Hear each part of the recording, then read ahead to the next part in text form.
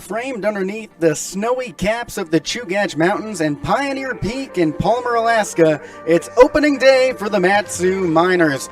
It's a day of firsts for the Mat-Su Miners. It's deja vu all over again from Hermon Brothers Field in Palmer, Alaska. The Miners begin the official second half of the season. Let's get ready for some midweek mayhem in the Mat-Su Valley. It is good to be back in Palmer, Alaska.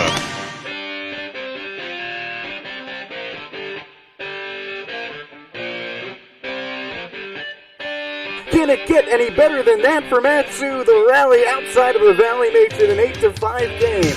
And the Miners have a wire-to-wire win here at Hermon Brothers. Vergara on his horse looking over his shoulder in right center. He dies! Yes, he did! Here comes Vest. He rounds third base.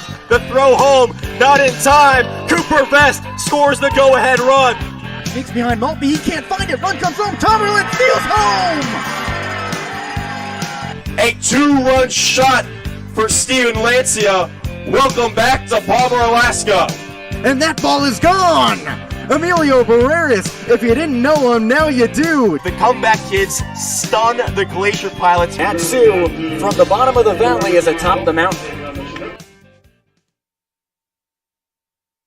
It's the regular season finale here at Hermon Brothers Field. That's Jesse Cook.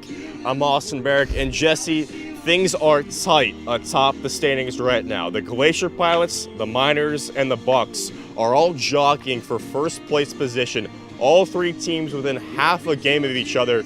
And Jesse, the Miners have their final 5 regular season games against those two Anchorage teams, and it starts tonight against the Pilots.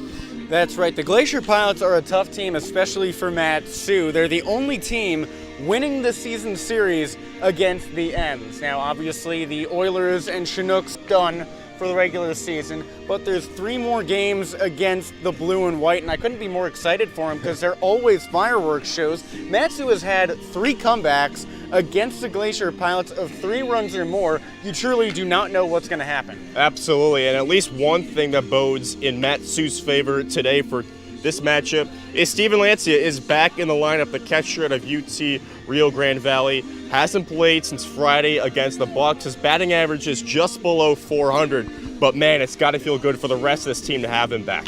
That's right. He had a couple of scheduled off days on Saturday and on Monday, and then the team didn't play on Sunday.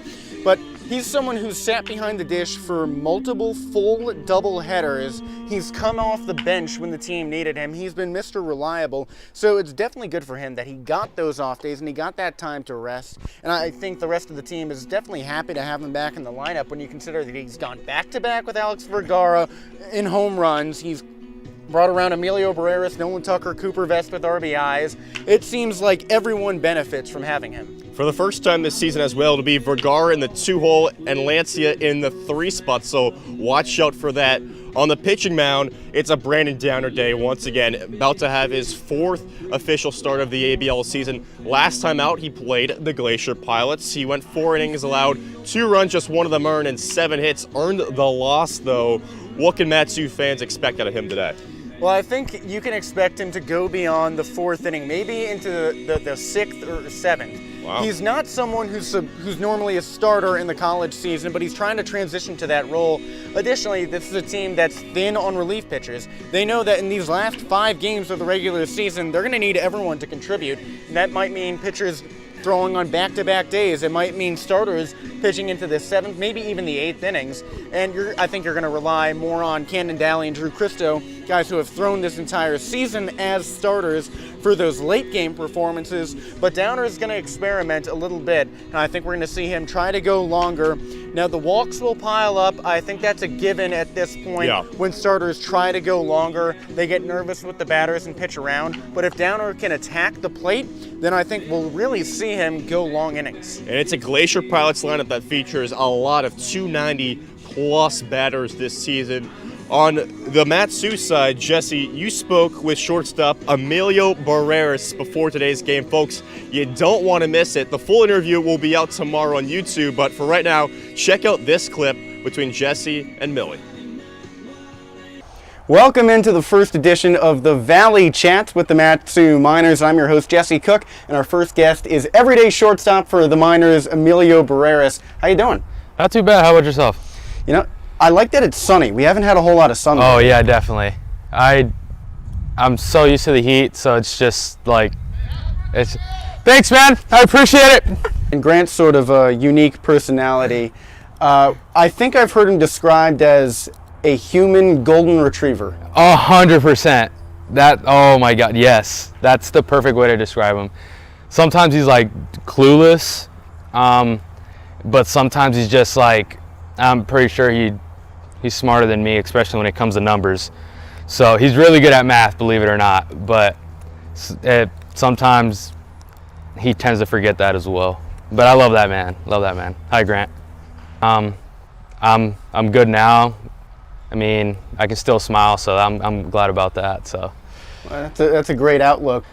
And just to show everyone that it is possible, no matter where you come from. So, well, Emilio, thank you so much. And he's probably the living embodiment of hard work can get you anything, and a good smile through it all can't hurt. Absolutely. As well. This has been the first Valley Chat for the Matsu Miners Baseball Network with Emilio Barach. I'm Jesse Cook. Thank you so much. Thank you. Great stuff there between you, Jesse, and Emilio Barach. And again, the full interview will be up on the Matsu Miners YouTube page on Thursday morning. But for right now, let's toss back to Monday in Chugiak, where the Miners fell against the Chinooks. Matsu Miners fans can breathe easy knowing the team is playoffs bound in first place by half a game, but the Chugiak Eagle River Chinooks do not have that luxury in last place looking for a playoff spot. Alex Vergara, part of that reason, he clobbered his fourth homer of the year on Saturday to help beat the Chinooks. Sebastian Tomerlin had his first dinger of the season in that doubleheader as well. With Austin Barach, I'm Jesse Cook. Christo sets his glove at his chin. He fires. Swung on, ripped down the right field line. That's fair, hugging the chalk. Carpenter chases it down in the corner. Callahan chases around third. He's motoring for the plate. Relay home. Throw to the plate. Not in time. 1-0 Chinooks. Leonaggio doubles to bring home the game's first run. Rover crowds the plate and chokes up an inch on the bat. Christo raises his glove to his letters, looks at second a couple times. He throws home. Swung on, drilled to straightaway center field. That's down for a hit. Tomerlin lets it roll. Leonaggio rounds third, and he will score. 2-0 Chugiak on the RBI single for Tommy Rover. First pitch to the righty. He swings and pops it up behind first base, shallow right field. Will Hoyt racing in. That's down the line. He dives, and it's under his glove. Tomerlin rounds third. He's breaking for the plate. The throw won't come. Tomerlin scores on a pop-up single for Caleb Hannas, and that makes it a 2-1 Chinooks lead in the top of the second with 2 away. He's got Tucker at second base, Tomerlin at the dish. 2 gone in a 2-run game, top of the fourth. The 1-1, fastball roped over the head of the second baseman, Leonaggio. Here comes Tucker, he's being waved home. The throw to the plate is late. Sebastian Tomerlin has an RBI double. Boy, has he been hot, and the lead is cut to 3-2.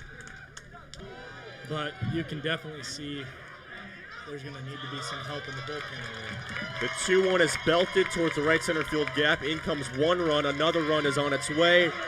The throw goes over the plate, and Tommy Rover has himself a 2-run double. The lead has opened up. It's 5-2 here in the bottom of the fifth. The 2-1 pitch. Tomerlin swings, rips it down the right field line, tailing towards the fence. That one hops the wall. Tomerlin cruises around first, picked up in the corner. He's motoring for third. Throw to the infield. They won't get him. Sebastian Tomerlin loses his helmet with a head-first slide, and he's in. The weekend of Seabass just keeps rolling into a very hot Monday. Runner on third, nobody out here in the top of the seventh. A 3-run deficit that the Miners have to elapse. 2-2, bases loaded, 1 away. He fires, swung on, bounced out to short. Barras fields it on the hop, flips to the bag for 1. Dart to first, he got him! Another inning-ending double play. Matsu recovers in style and holds the Chinooks scoreless in the bottom of the 7th. Matsu scored in the top half of this inning, so they need that mojo to continue as they've got Rogers, Tucker, and Rogers due up. Braden, Nolan, and Landon. We'll be back in just a moment. 5-3, the Chinooks lead, stranding a pair. Kicks and deals a 1-2. Herrera swings, chopper to first. Mansfields it, slings on to second for one. The throw to first is in time. Matsu down to its final out. Chugiak turns a slick double play. He fires. Vergara swings, pops it up behind first base. Manson foul ground with plenty of time. He reaches up with both hands and makes the grab. And that's the ball again, folks. The final score, -3. Chugiak upsets the first place Miners in their last meeting of the regular season. The last place team gained some much needed ground. Matsu has already clinched a playoff spot, but with first place up for grabs, this loss hurts extra. There's 5 games remaining in the regular season, all of them coming against the second and third place Anchorage squads and the Glacier Pilots and Bucks. But this one goes the way of the fish.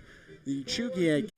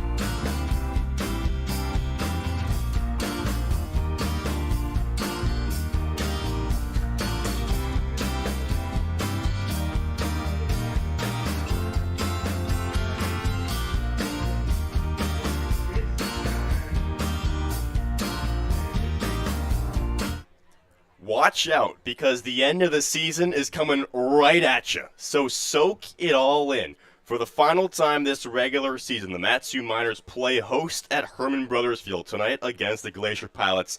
And Matsu's got the hottest hitter in the league in Sebastian Tomlin back in the lineup. And so is catcher Steven Lancia. First time we're seeing him in the lineup since Friday against the Bucks. They got a nice stash right there. And it's a downer day on the hill as well. The righty at Cal Baptist is set to make his second consecutive start against the Glacier Pilots. Let's go, let's do it. Alongside Jesse Cook, I'm Austin Barach. And we got ourselves some lineups here today for the regular season home finale. For the visiting squad, it's Kondaguchi. He will actually be the designated hitter today, leading off. It's Will Bermudez at second. Blake Jackson, perhaps the league MVP in center field. Troy Harding, a tremendous catcher behind the dish today. Andrew Lamb, the no batting gloves left-handed batter at first base. Garrison Berkeley, the first time Miners have seen him this season. He's batting in the sixth spot. Jacob Stinson in left. Nathan Barraza, great third baseman, in the eighth spot. And Joey Wright at short. Pitching for the Glacier Pilots is Aaron Cenaceros. He was tremendous against the Miners last time out. In fact, he has not allowed an earned run in 10 innings against Matsu this season.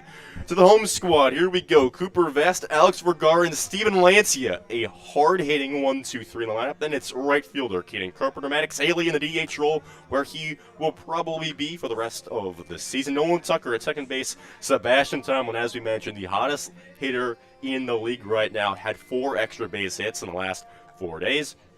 In the last 3 games, too, as well. Caleb Hanna is at third, and Emilio Barreras batting ninth with Brandon Downer on the bump. The righty at Cal Baptist is making his 4th start of the season. And Jesse, it is a battle for first place yet again between these two squads. But overall, this marks really the first game in the true final stretch of the season. 5 more games remaining until the playoffs. All 5 games for the Miners against the 2 Anchorage teams, and it starts today against the Glacier Pilots. This is a pivotal game because, A, if Anchorage wins this, then they know they will not lose the regular season series with Matsu. That'll be their 5th win against the Miners. If the Miners win, then they tie up the season setup 4-4 with the Glacier Pilots, take back first place. There's a lot riding on this game, and I'm excited to see how it plays out. So the right-hand hitter, rather pitcher, Brandon Downer, is about to face left-handed hitter Kondaguchi out of Grand Canyon University. He bats .317 on the season. Downer's first pitch, fastball, called a strike in the outside corner. We are underway from Hermon Brothers Field. It is a mostly overcast afternoon. Temperatures around 60 degrees. The 0-1 is flared off on a line drive out of play. It's quickly 0-2. Downer working quickly. The 0-2 pitch. Fastball just outside. He wanted it. 1-2 count. Downer this season doesn't have tremendous strikeout numbers, just 8 to 9 walks, but he gets the job done. Pitch. Fastball swung high and outside.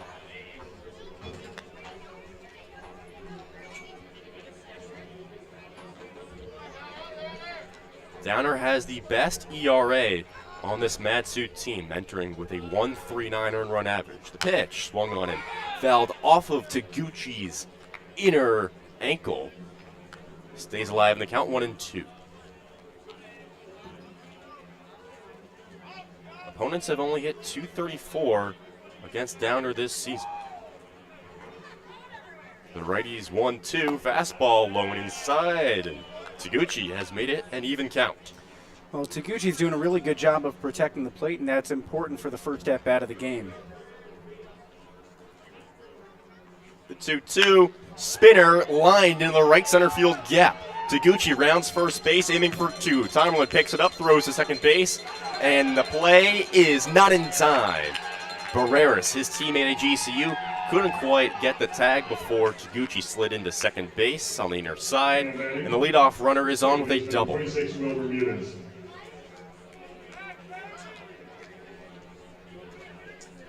That is the 3rd double allowed for Downer this summer, and it brings up left-handed hitter Will Bermudez. Bermudez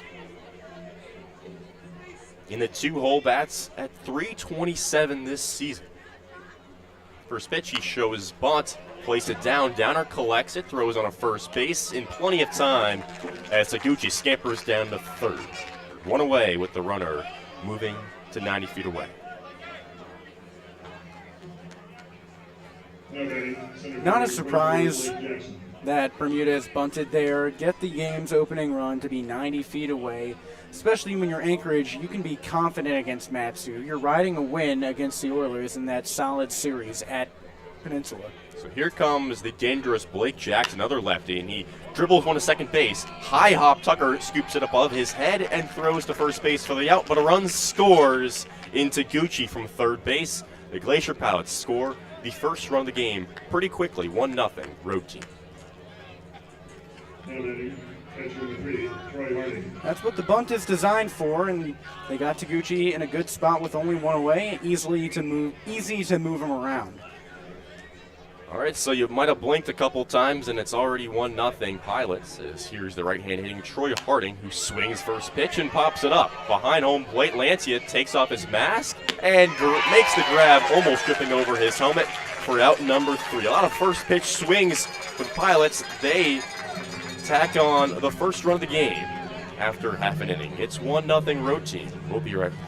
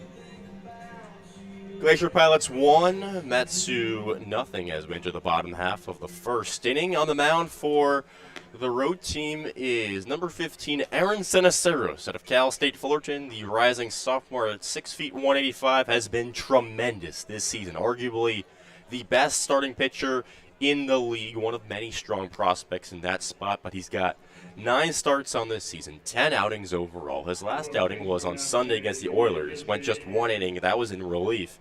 But against the Miners, he's faced them twice, including 7 days ago in Anchorage, where he went 6 innings, allowing 0 hits, 0 runs, 6 strikeouts, and 3 walks. He earned the win in that one, and he's got a 2.27 ERA on the season, which is somehow only the 5th best on the team. It shows how strong the Pilots are, because the Miners had the best earned run average in the league for the longest time, and it wasn't even close. But now Anchorage has closed that gap as far as team ERA. I correct myself. Cenaceros actually allowed 3 hits. I know Atkins allowed the 0 hits in relief, but the starter here. Cenaceros did allow 3, but in 6 innings, still really strong. Here is the left-handed hitting Cooper Vest out of BYU, and he takes a fastball for a strike right at the knees. Vest this season bats .276, 37 hits in 134 at-bats. Against the Chinooks on Monday, he went 2 for 5. He's hit safely in 16 of his last 18 games. The 0-1 is big, hack and a miss, strike 2 on a slow one down the middle. Vest rides a 4-game hitting streak against these Pilots and a 6-game hitting streak overall. The righty's 0-2 to the lefty. Hit him. Curveball missed on the front foot of Cooper Vest. And Vest has his 6th hit by pitch of the season. The leadoff runner is aboard. Remember earlier in the season, the trope with Vest was that he only got on base if he hit the ball. Yep. He didn't hold back on anything. I mean, hit by pitch, what are you going to do? But he really has changed throughout the season to become more selective with where he brings the barrel. Absolutely. And here comes Alex Vergara. Bats at .284, but he's got a league-leading 4 home runs, including 1 against every team. Righty-righty matchup. The pitch. Fastball up and in, missed. Vergara went just 1 for 5, but did have a double against the Chinooks on Monday. Against the Pilots this season, he is 2 for 8. He hit a home run, his first of this season, in his first start of this season right here at Hermon Brothers Field in late June, the 29th of June. The 1-0 is batted to the backstop. 1-0 on the count.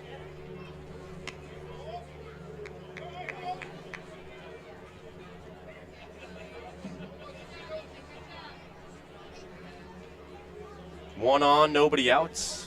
Pilots up 1-0 in the bottom of the first. These two teams separated by half a game in the standings. Ceniceiro's out of the stretch. He winds and deals, and it's hit to third base. Play to second, there's an out there, and the throw to first base is not in time. Barraza fielded it, threw on to Bermudez at second, but Vergara with his speed just beat it out on the bang-bang play. 1 away and a runner on. This is a big moment for Matt Sue when you find out, is Steven Lancia back in the right mindset? Is he rusty after a few days off? Can he rebound after spending so much time not with a bat in his hand?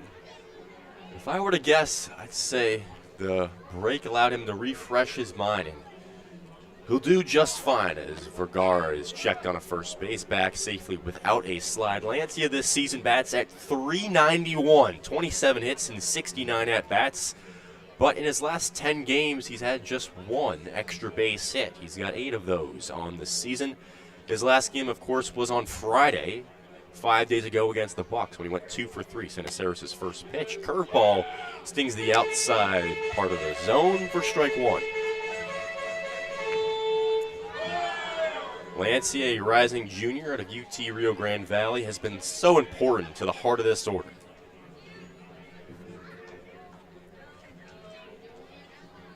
Middle infield and double play depth. Ceniceiros keeps checking Vergara, now goes home, and it's swung on, popped up in the infield. Behind home plate, here comes the catcher Harding. He looks up, and it gets just out of play into the front row bleachers behind the first base side. It's an 0-2 count to Lancia.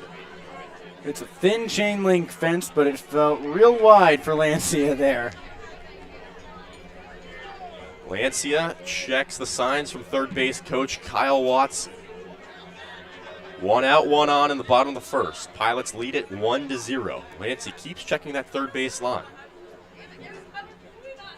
Ceniceiros checks Vergara, who keeps dancing around at first base. Small lead for him, and he's back without a slide. Ceniceiros doesn't want him to move. Vergara this season has yet to be caught. 4 for 4 on stolen bases this season. Has not stolen yet, though, against the Glacier Pilots. Ceniceiros' 0-2 offering. Fastball swing and a miss on the inner half of the plate. Lancia goes down on strikes. So at least in that first at-bat for him, perhaps a little bit of rust, to your point, Jesse.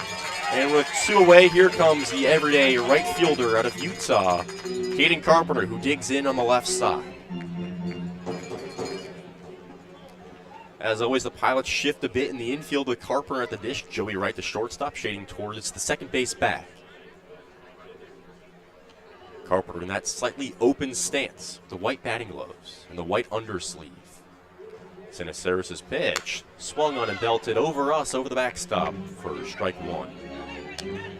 Carpenter bats .257 on the year, Monday at Chugiak, went over 2 with a walk and a strikeout and a hit by pitch. It was the first time in a span of 3 previous games that Carpenter had either walked or struck out. He did both, of course, on Monday. He's got 28 walks on the season, 23 Ks. The 0-1, fastball, a pitch out, a planned pitch out. Harding, the catcher, stood up in the right-hand batter's box. It's a 1-1 count. The Glacier Pirates know how aggressive Vergara can be on the bases, so that's not a bad move by them. Just checking on him, especially when you know that Cenaceros can throw strikes early on in this game. With only 5 teams in the ABL, everybody knows each other very well. This is the 8th matchup between these two. The pitch runs inside, 2-1 the count. And going back to that top of the first, it seemed like the Pilots made a conscious effort to swing at most first pitches against Brandon Downer, so perhaps they scouted him out as well, knowing that he might throw first pitch strikes. Cenaceros here deals the 2-1 pitch. Here it comes, and it hit him again. Inside breaking ball, plunked Carpenter, looked like on that left thigh knee area. That's the second hit pitch of the inning. And there are now 2 on for the designated hitter, Maddox Haley. Well, you know that Cenaceros is not doing this on purpose because, first of all, each hit by pitch has come with either 1 or 2 strikes on the batter, but also it's breaking stuff each time, so he's missing on his curveball. And that's a real advantage for Matsu because now you know if you get into a tight count, maybe 3-2, he's not going to go to that curveball because it's such a risky move for him. Before today, Cenaceros had hit just 3 batters in nearly 40 innings. So here comes the right-handed hitting Maddox Haley. First pitch to him is a cut and a miss on the inner half, strike 1. Haley almost swung out of his shoes right there. Bats .290 on this season. That Cenaceros fastball has some good right-to-left movement on it. Does almost a 2-seam motion coming back. Haley went 1 for 1 at Chugiak on Monday as a pinch hitter for Landon Rogers, but then got pinch run for by Alex Thurston. The 0-1 is off the edge of the bat on a foul ball to the backstop. Haley has been nursing a lower body injury, the heel, the ankle. He struggled to run on Saturday and then ran a little bit better on Monday. We'll see how he does should he have an opportunity to run today. Of course, he's in the DH role with Vergara, Tomerlin, and Carpenter. Pretty much your everyday starting outfield for Tyler Brunn's squad. 2 on, 2 outs, the 0-2 count to Haley. We'll have to wait as Cenaceros peers back at second base to check on Vergara. All bet now is when Cenaceros tries his curveball because it's very low risk if you miss the zone. Maybe Vergara takes third if it's that wild, but not a big deal. Big sigh of relief for Cenaceros. The righty deals. The pitch, swing and a miss. Got him on 3 pitches. Haley is retired. That's the second K of the inning for Cenaceros. Through 1 full, it's Matsu 0, Anchorage 1. We'll be right back.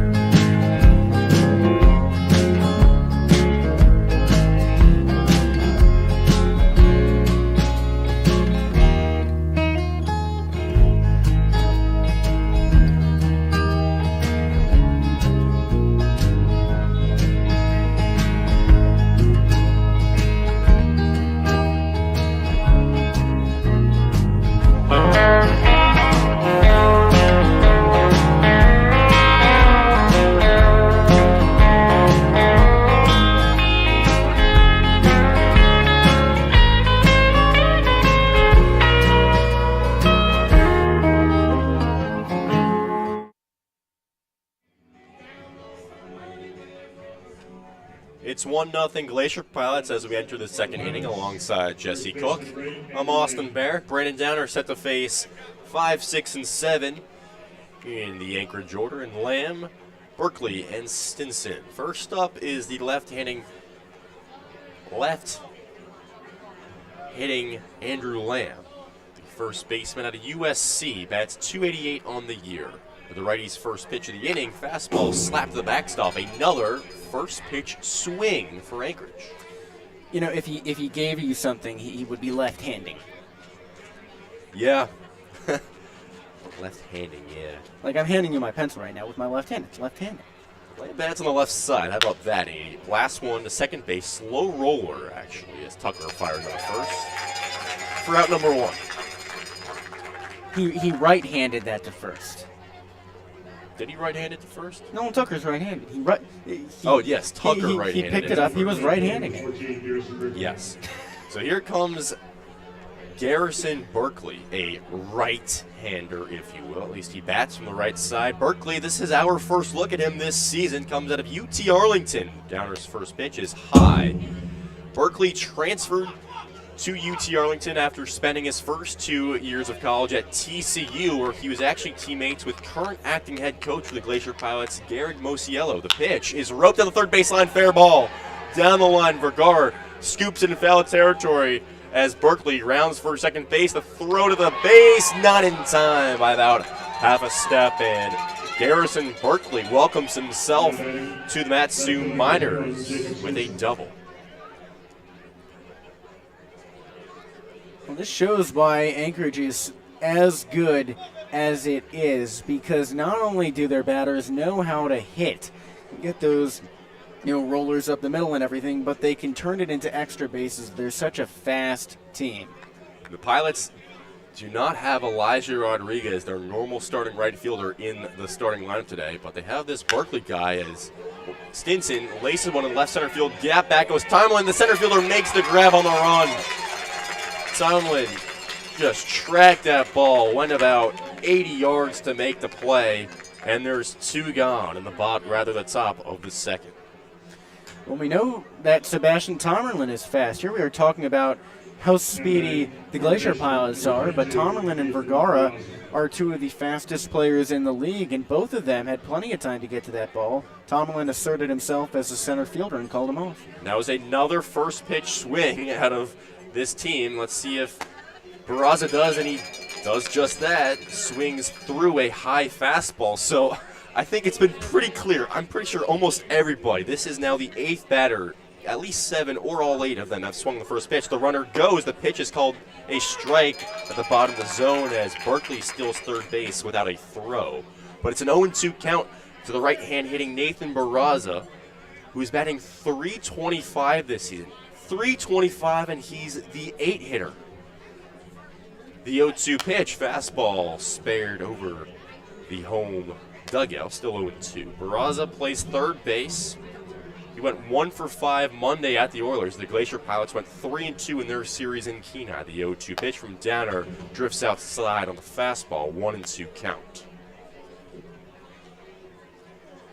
Barraza has 0 base hits in his last 6 games. He does have 9 on the season, including 2 home runs, 1 against Matsu. The 1-2 pitch, batted toward second base. Tucker is there on the line drive out. He ranged to his left by about 6 steps and made the play. We head to the bottom of the second inning with Anchorage 1, Matsu nothing. We'll be back.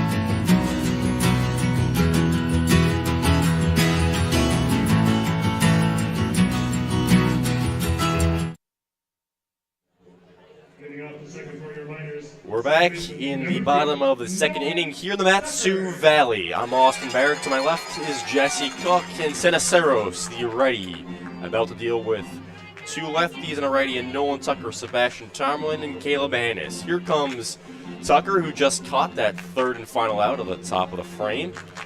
That left a runner in Berkeley at third base.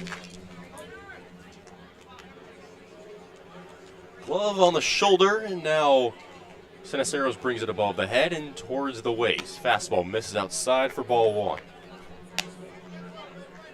I was really impressed by Tucker's defensive acumen on that play because it was a tough read. The ball had a weird spin on it, but he played it confidently. Tucker, a confident player. The 1-0 misses outside. He's always got a good eye for that strike zone, confident in his ability to read pitches. In fact, he's walked in 4 consecutive games, up to 20 base on balls this season. He bats at a .219 rate, though. Here he is leading off the bottom of the second. His team down 1-0. Cenaceros' 2-0 misses way outside. 3-0 the count to Nolan. Tucker only has 6 at-bats against these Pilots this season, and now he creeps up in the box and very low, as he does every time he's up 3-0 in the count. He's about 4'5" right now, and he takes ball 4, making himself small, and it works out to his favor. He's now up to 5 straight games with a walk. Lead runner on for the second straight inning for Matsu. Matsu is a really well-trained team when it comes to taking pitches. Caleb Hannes, who is on deck, was practicing that with assistant coach and hitting coach Kyle Watson just a couple weeks ago. We saw him taking lobs, and Watson would tell him if it was a good take or not. So here comes the lefty, Sebastian Tomlin. 1 on, no outs. The pitch is called a strike in the outside corner, and I'm very excited to watch Seabass here against the Pilots. Tomlin is the hottest hitter in the league, batting .421 in the last 7 days. That's the highest mark in the league of anybody with at least 10 at-bats. But he's just 1 for 18 against these Pilots this season. The pitch, low inside, ball 1. It's safe to say that Sebastian Tomlin has turned a corner. He's a completely different batter than he was for the majority of the season. And it's the first time that this Pilots team will see the new and improved Sebastian Tomlin. Cenaceros waits on the 1-1, throws to first base. Tucker back safely with a slide. Tucker this season 6 for 6 on stolen bases. Speaking about Tomlin, sometimes you just have to wait for something to click. And that's what he did, and he waited a while. But man, as he turned a corner, and he looks great. He's been roping the ball all over the field, especially to right. Big gap there down the right field line. The 1-1 pitch shows bunt, and it's taken for a ball up high. So here we go with the Glacier Pilots and their whole scouting report system. Third baseman Barach playing just at the infield grass, and the outfield playing him very far in. Seabass homered in Shugiak just 4 days ago. The 2-1 pitch is left just outside. It's a 3-1 count. I didn't like that Tomlin squared to bunt at one point during this at-bat. I figure if he's as confident as he is right now, let him swing away and drive runners around that way and build up his self-esteem. I agree. The 3-1 swung on and missed on a low fastball, bringing up a full count. Well, Cenaceros has good movement, good deceptive stuff on his fastball. It's got really unique spin that tails away from lefty hitters, so that is difficult to see for Tomlin, and I bet we'll see it again the way that Cenaceros threw his curveballs wild in the first inning. Cenaceros back in the stretch right here. Checks the run at first. The payoff pitch is swung to the backstop. Tomlin stays alive. The pitcher Cenaceros, even with a runner on, mostly squares up to home plate to see the call before eventually going into that standard stretch position. Now he goes to the stretch. Tucker with about a 4-stride lead at first base. The 3-2 once more. Fastball cut to the backstop. Tomlin hangs in there once again. I think that's something the Valparaiso trio of players and Tucker, who's now at Southern Mississippi. Hannes and Thurston have done really well as help the rest of the team develop their two-strike defense systems and shortening up on the bat. Players teaching other players. Absolutely. When you have a 6 through 9 with Tucker, Tomlin, Hannes, and Barreras, that is a tough bottom of the order to strike out consistently. Sinaceros checks the runner at first again. Safely back with a slide is Tucker. Nolan Tucker the other day had a 10-pitch at-bat because of how well he fouled off those two-strike pitches, and I've seen him working with his teammates pre-game. Still a big plot of grass there down that right field line. The 3-2 outside, left away. Tomlin is on with a walk. The first two batters this inning have reached on base on balls. Well, it's not like Sinaceros is not attacking the plate. He threw 4 strikes in that at-bat, just that Tomlin made contact on a couple of them at key moments. But the Anchorage right-hander is doing a good job of finding the plate. It's just, like you said, this bottom half of the order is really undeserving of the stigma that comes with being the bottom part of the order because they protect so well. And here comes Caleb Hannes, a staple in the bottom of the order. Barach at third base playing in as Hannes bunts it foul. He popped it up down the first base line. As I was trying to produce English words, what I meant to say was Barach at third base is playing in on the grass as if he's expecting a bunt attempt, which Hannes just did, to no avail. Hannes bats at a .232 rate this season. Against the Pilots, though, he has also struggled, like Tomlin, at just .136, 3 hits and 22 at-bats. The 0-1 as to wait. Sinaceros fakes a throw back to second base. Second time he's checked the runner at second this game. Tucker slides back safely head first despite nobody truly covering the bag. First baseman Lamb also playing in. So here we go. The 0-1 squares the bunt and places it down in front of everybody. The first baseman fires on a first base in time. Catches the runner by about a full stride. The second baseman Bermudez covering the play. The sac bunt puts both runners in scoring position with just 1 out.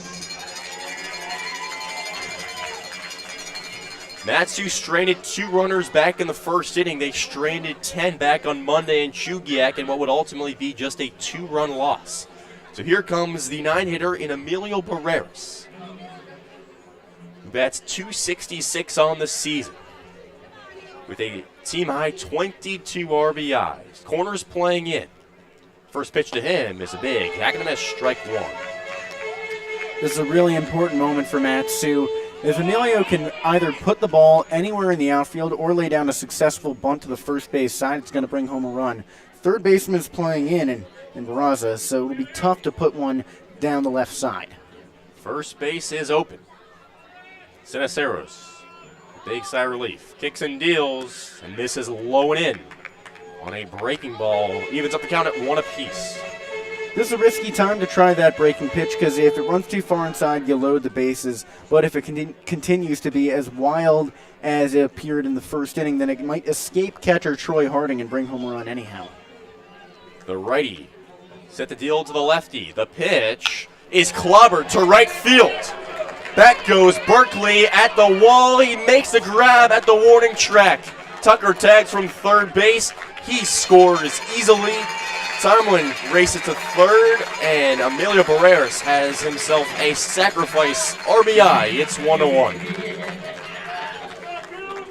Great swing by Emilio. It ties up this ball game 1 apiece, which is really important for obvious reasons that you want to be even, but it also moves another runner to third base for the top of the order. And although there are 2 outs, Cooper Vest is second on the team in RBIs right behind Emilio. That's right. That's Millie's 23rd of the season. Vest has 18 himself, with Tomlin, the speedster, 90 feet away. Vest, the lefty. Sinaceros, the righty. The pitch. Left upstairs, ball 1. Vest, as you might be able to see, has dirt down his entire left pant leg. Vest plays the game all out every single time. He hustles to first base on every single ground ball. The kid loves to win, hates to lose. The 1-0 pitch batted out of play. 1-1 the count. What I find really interesting about Coop is that he's not an infielder by trade. At BYU, he only played in the outfield, so switching to first base was a big transition for him, and he jumped right into it. 0 errors for Cooper Vest this season playing first base. He's made that move remarkably. Siniceros' 1-0-1-1 offering is hit softly to third base. Barach scoops it up and throws on a first, with Lamb lunging to make the catch. That's a third out, but Matsu scores 1 off of a long sacrifice fly from Emilio Barreras. Through 2 innings, the score is tied at 1-1 with 9-1-2 due up for Anchorage. We'll be right back.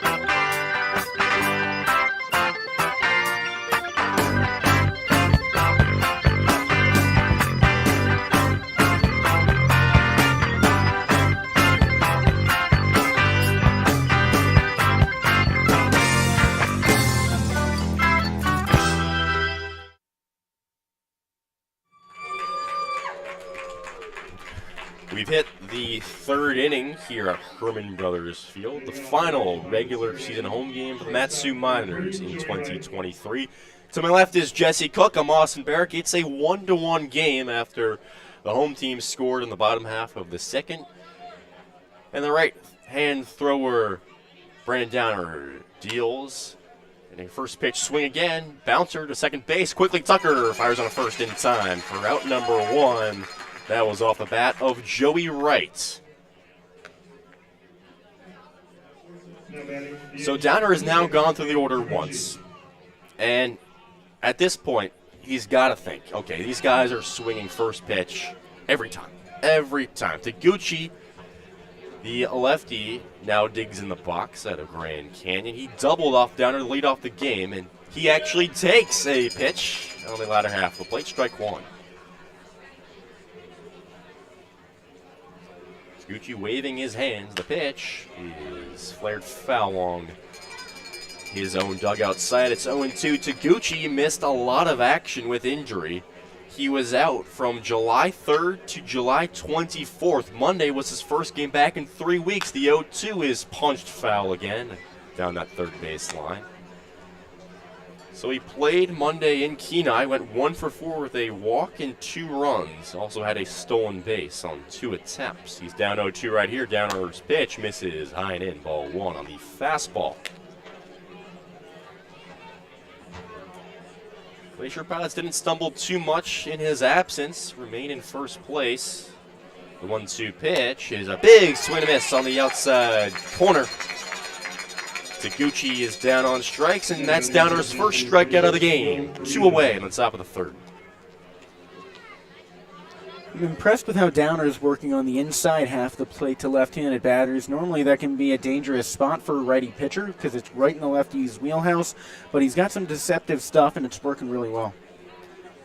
Here comes the lefty Bermudez. He takes ball 1 below the knees. Bermudez, a rising redshirt junior out of UC Irvine, standing at 5'10". The 1-0 pitch from Downer is upstairs for ball 2. Bermudez has had an interesting spell at the plate as of late, has walked in 6 of his last 7 games, but in that stretch is also just 1 for 10. As he lifts one to shallow left field down the line, Vergara races in foul territory, and he makes the grab over his left shoulder. He overran the ball, but still had the athleticism to make the outstretched grab. 2.5 innings gone. It's 1-1 here at Hermon Brothers Field, and we have today's pickaxe pickle. Today, no graphic, but Jesse, you will read it to us. Yep. So, there has only been one major leaguer born in Nome, Alaska. He's one of 8 ball players to make the majors from the upper 49th state. It was catcher Tom Sullivan of the Cincinnati Reds, and he played 3 innings of 1 game for Cincinnati in 1925. But that year was a historic one for the town of his birth, Nome, Alaska. We'll come back in the 5th inning with what the famous event that involved Nome, Alaska was in that year in 1925. 1925. Can't say I got many friends who were around in that year. You don't? No. Man. Wow, you must be really young then. Everyone I know is from 1925. Yeah. Everyone I know. And they lived in Alaska? Well, like a couple of them. Couple. Okay. That's about how many people were in Alaska in 1925. A couple. Fair point. Before it was even a state.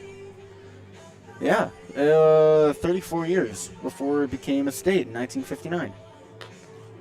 So it happened in 1925 in what is now known as Nome, Alaska? Well, it was still Or Nome, is Alaska Nome- back then. Okay. Your left field number 16, Alex. Sinceros, the righty out of Cal State Fullerton, still dealing here. About to face the heart of the order in Alex Vergara, Steven Lancia, and Caden Carpenter. Vergara reached base on a fielder's choice back in the 1st inning. He's got all the power in the world. Over 50% of his hits are extra base hits. 11 of 19 go for at least 2 bags. The first pitch to him is fouled off of his foot. He loses the bat and limps off out of the batter's circle to walk it off. That's a tough sight to watch if you're Matsu Alex Vergara in any amount of pain because he is one of the team's most proficient players. Vergara was last year's league MVP. You have to wonder if he arrived just a week or 2 earlier this season, he'd probably be right back in there in the conversation for league MVP.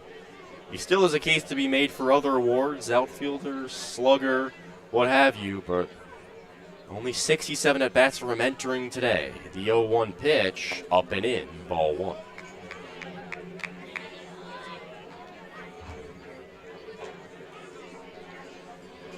Vergara is in the 2-hole. It's where Kyle Watson and Tyler Braun like to see him play. He batted in this spot last year. Vergara didn't like it, but hey, he was league MVP in that spot as he watches a fastball miss low. It looks like he's still favoring that foot a little bit, but opts back in the box with a 2-ball, 1-strike count.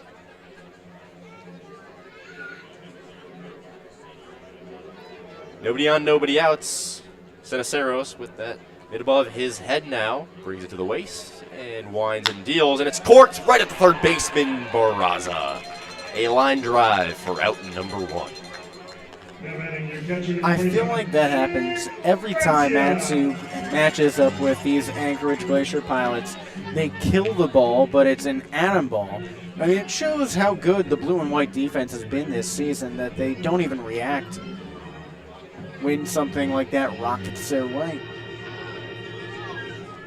So here comes the 3-hitter, Steven Lancia out of UT Rio Grande Valley. First pitch is left low and away, ball 1. Lancia struck out back in the 1st, one of 2 punch-out victims for Sinceros today. The right-hand arm has struck out 36 batters now in the season, began today with a 1.62 strikeout-to-walk ratio. The 1-0 pitch misses low, ball 2.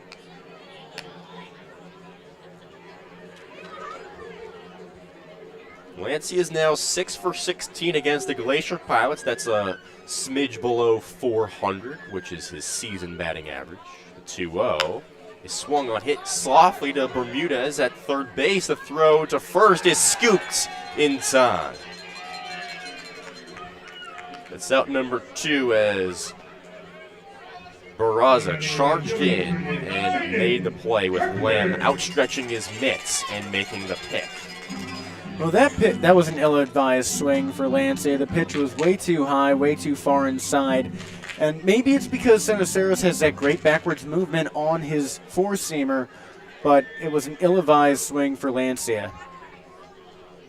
Definitely was a pitch that was inside of what would have been the strike zone as Carpenter cuts and misses on what appeared to be a slow fastball or a changeup for strike one. Carpenter reached by a hit by pitch back in the first, his sixth such instance this season.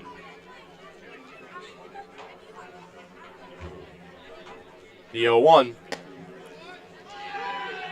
called a strike at the knees.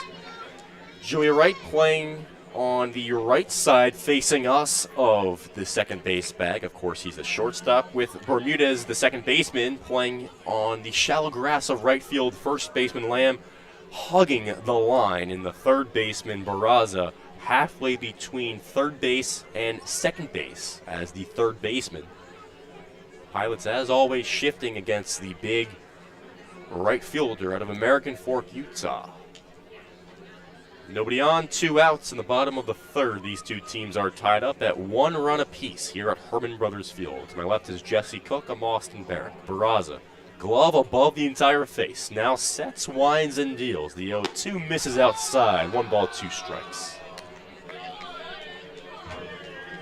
Another large crowd here at Hermon Brothers. Attendance probably over 1,000 for this regular season finale here at home.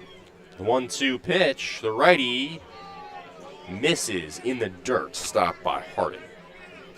You're right. This is a packed house. Every seat is filled. Some people even brought their own lawn chairs to set up along the sides because everything else has been taken. That's what happens when you have free admission for the possibly the last home game. Yes.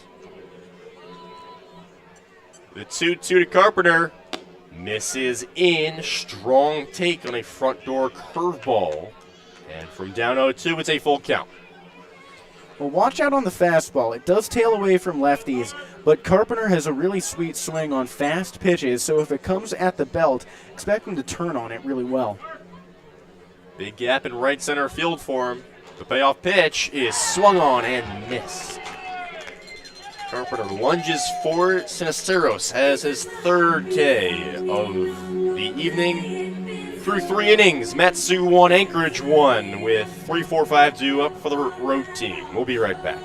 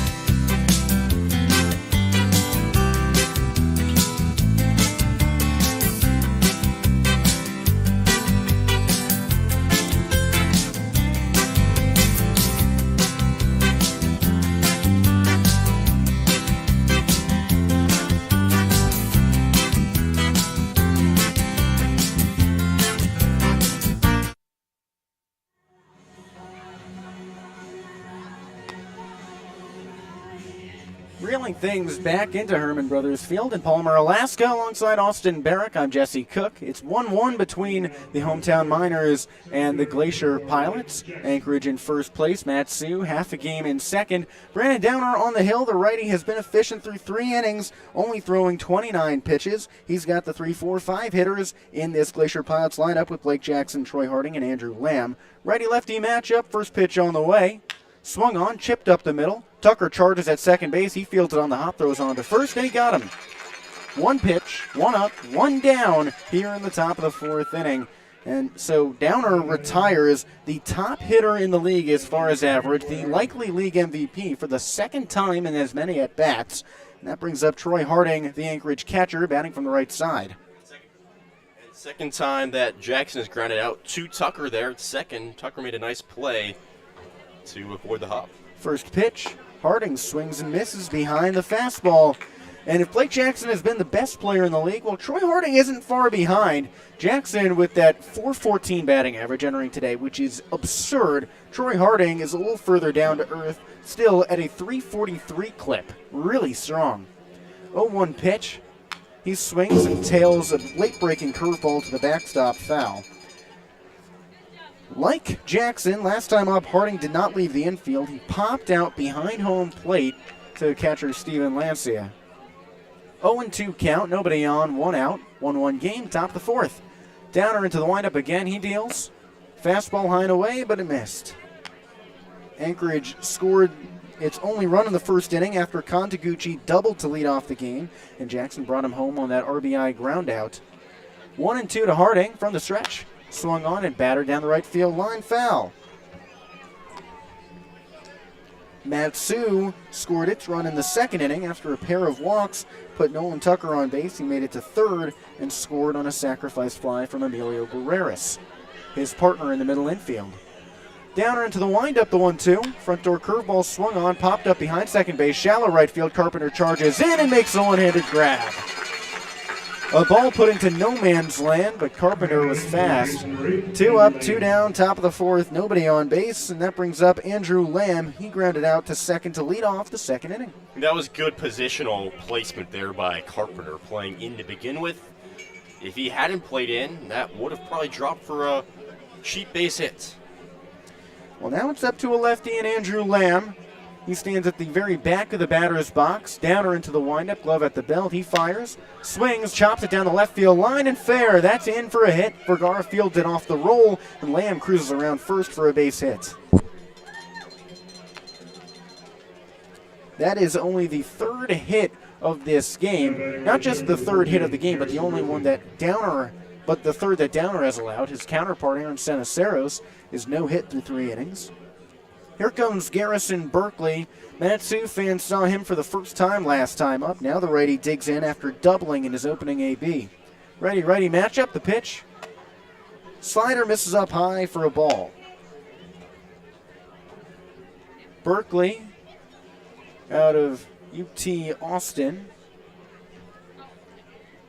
Rather, UT Arlington, a much smaller Texas school. Yes. 1-0 pitch, called a strike at the knees. Previously played at TCU. He's a Texas native, so everything about the Lone Star State seems appropriate for Berkeley, the rising senior. 1-1. Fastball right down the middle for strike 2. It's a 1-2 count for Berkeley. Runner on first and Andrew Lamb. 2 away, 1-1 the score, top of the fourth inning from Palmer. Downer puts the baseball in his glove at his letters. On the far right side of the mound, he kicks and deals, swings and tails it to the backstop for a foul ball. You have to wonder, Berkeley, where did this guy come from? He didn't play against Matsu on July 18th. Well, he's got those TCU ties to acting head coach, whose name escapes me right now. Garrick Mosiello. Yes. 1-2 count. Downer from the stretch. He steps off the rubber and throws over to first, but much too late. Yeah, Berkeley wasn't playing anywhere for summer ball, and with that deadline of July 20th, the last day in which you could sign players, Anchorage called upon him. 1-2 pitch from the stretch. Fastball in the dirt. Lancia drops to both knees and blocks it. No action from Lamb on the bases. The count moves to even at 2-2. 2 out, runner on first, 1-1 the score, top of the fourth inning. And Matsu was players like that, and relief pitcher Matthew Lighthall, players who were just working out in facilities and didn't have a team. 2-2 count. Downer with the glove at his shoulders, he deals.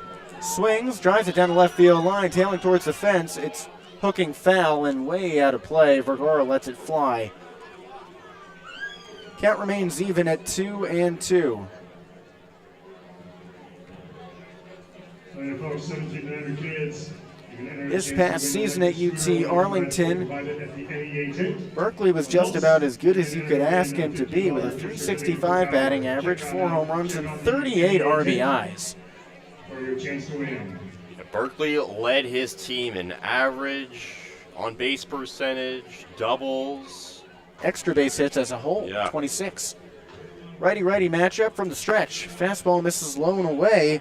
Berkeley fighting well at the dish. The count is now full. 2 away, runner on first. 1-1 the score in the top of the 4th inning. Downer moves the glove from his back to his glove. Hands at the number as he fires. Front door curveball. Called strike 3, high and away.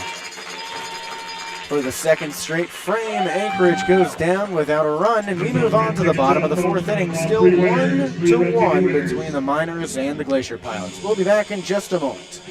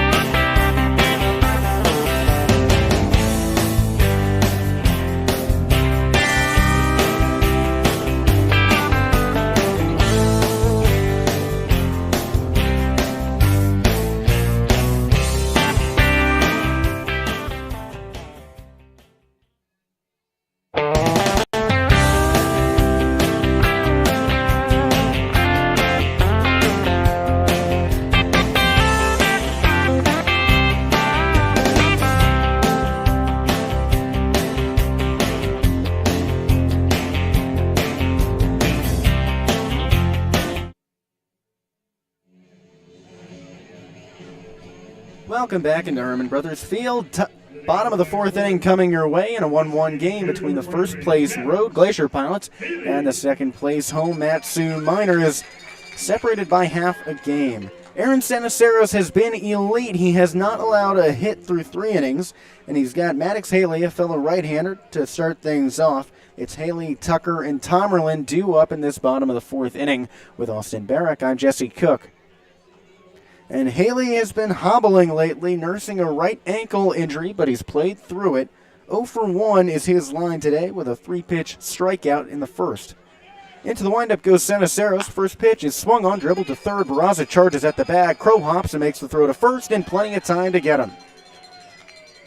Haley retired on the first pitch of the inning, and again, his slowness really apparent. He was almost skipping up the line because he really cannot put a lot of pressure on that right ankle. It was a pretty stiff running motion, I'd say.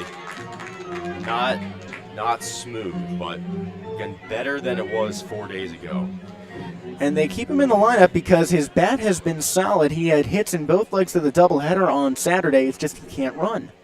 Here's Nolan Tucker at the plate, batting from the left side. Sanaceros dealing with the lefty for the second time. First pitch on the way. Fastball, swing and a miss. Tucker leagues out in front of that pitch. Last time up, he walked on 4 throws. This time, he had decided what he was going to do before the arm's motion was even through. Yeah, it really spun around.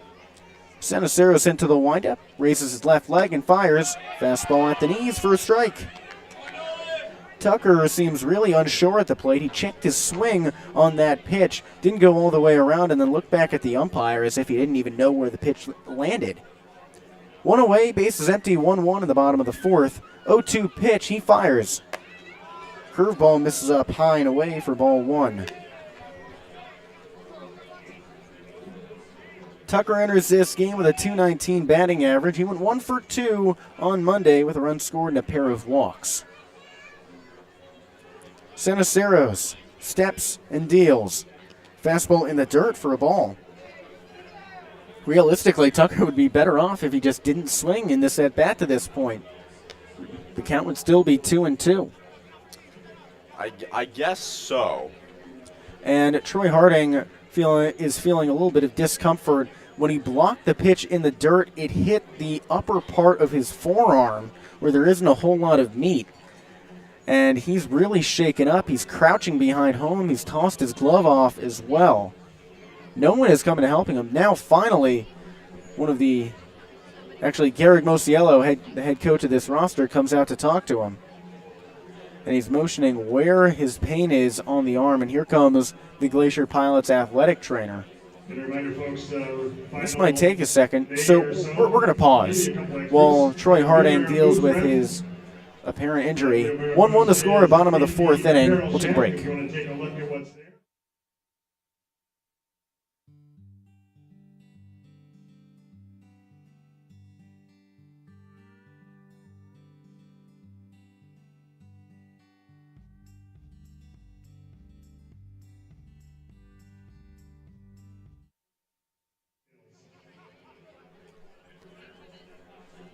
Welcome back into the bottom of the fourth inning. 1-1 the score. One away, 2-2 count for Nolan Tucker. Aaron Senaceros, the righty on the bump. Tucker, the lefty at the dish with Austin Barach. I'm Jesse Cook. We paused because the Glacier Pilots catcher Troy Harding was feeling some discomfort, but he's still in the game. Senaceros winds and deals the 2-2. Swings and spirals it off foul to the left side. Count remains at 2-2. And Harding crouched to block a pitch. He came up on an unprotected part of the arm, and he was really shaken up, but he's soldiering through it. 2-2 again, the pitch. Front door curveball, Tucker winces, and that's strike three. Fell on the lower inside corner. Tucker stared at the home plate umpire for a moment before sauntering back to the dugout. And that's the second out of this inning. That brings up Sebastian Tomerlin, the Matsu center fielder. He walked last time up, and Austin, this lefty, has been red hot. Absolutely. 4 extra base hits against the Chinooks over the last 3 games. Best batting average in the league last 7 days. He digs in on the left side. Senaceros raises his left leg and fires. Fastball low and away, called a strike. 1-1 the score, bottom of the fourth inning. 2 away, bases empty, 0-1 count for the Matsu center fielder. Righty on the bump, lefty at the dish. Senaceros winds and fires. Curveball misses up high and away, ball 1. And Tomerlin, we've talked about his recovery this season. He broke his hand during the college campaign at Central Arizona, but he's recovered fine by this point in the season. The count's 1-1, the pitch. Fastball at the belt, misses high.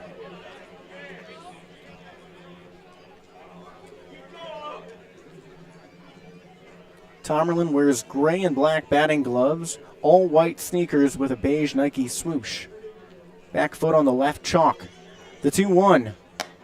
Fastball high and away, misses again. It's a 3-1 count for Tomerlin. Last time up, he walked on the 8th pitch of the plate appearance and really battled, fending off 2 two-strike pitches. Tomlin has gained more confidence in his swing, trusting his instincts. Sends Saros into the windup, left leg high, he fires. Two-seamer low and inside for strike 2. And for the second time in as many plate appearances, it's a full count for Sebastian Tomerlin. He removes his green helmet, readjusts his hair and puts it back on. Takes off both batting gloves and restraps them to his hands. Now settles back in, crowding the plate, hands choked up a half-inch on the bat. Sends Saros into the windup, the 3-2. Fastball low and away, misses, and Tomerlin has walked for the second time today. 2 away, runner on first in this 1-1 ball game. Bottom of the fourth inning. Matsu has got its 8-hitter, and Caleb Hanna's up at the plate, batting from the right side. He laid down a sacrifice bunt last time up to move Nolan Tucker to third, Tomerlin to second, and that ended up producing the first run of the game for Matsu on the next batter when Emilio Barreras recorded an RBI groundout.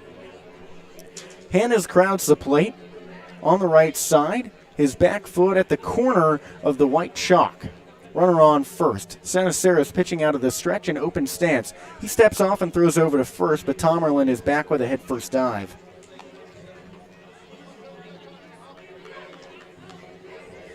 Hannes is batting at a .238 line this season. He's had exactly 101 plate appearances. Throw over to first again. Tomerlin slides back. So in that time, those 101 plate appearances, Tomerlin has reached base total of 27 times. Sanaceros kicks and deals. He swings, drives it down the left field line. That's a fair ball. It hooks over the chalk. Tomerlin chases for third. He's being waved home. Relay to the plate. Tomerlin motors through. Throw is not in time. Matsu takes the lead. Caleb Hannes has a double. 2-1 Miners. The speed of Sebastian Tomlin cannot be replaced. To go from first to home plate on a soft double down the left field line is impressive.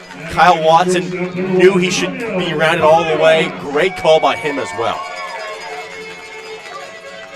That's the second time that Caleb Hannes has scored Tomerlin from first base in the last 2 games. On Monday, it was on a high pop-up single with 2 outs that Tomerlin just charged through. Here it's on a shallow double down the left field line. It helps that there's 2 outs, so he was running with contact.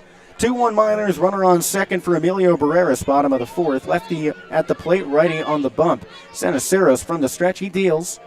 Curveball skips up dirt for a ball. And would it shock you, Jesse, that double was the first hit for Matsu this game and they have the lead? Whatever way you can do it, it doesn't matter if you're doing it through walks or hits as long as you get it done. 1-0 for Barreras from the stretch. Fastball just below the knees, 2-0 count. And Emilio is someone with a remarkable story. He suffered a brutal injury in high school where he broke 3 bones in his face, his jaw, his ocular bone, and his cheek. In an awkward slide, he recovered in 2 months after not being able to eat solid food. The 2-0, he swings, cracks it to second. Easy charge for right. He picks up and throws on to first to get him. Matsu crosses over a run to take their first lead of the game, 2-1 over the Glacier Pilots. Caleb Hannes with the double that scored Tomerlin from first. We move on to the top of the 5th inning. The Miners with some new life, looking to back it up on defense. 7, 8, 9 hitters coming up for the road squad. We'll be back in just a moment.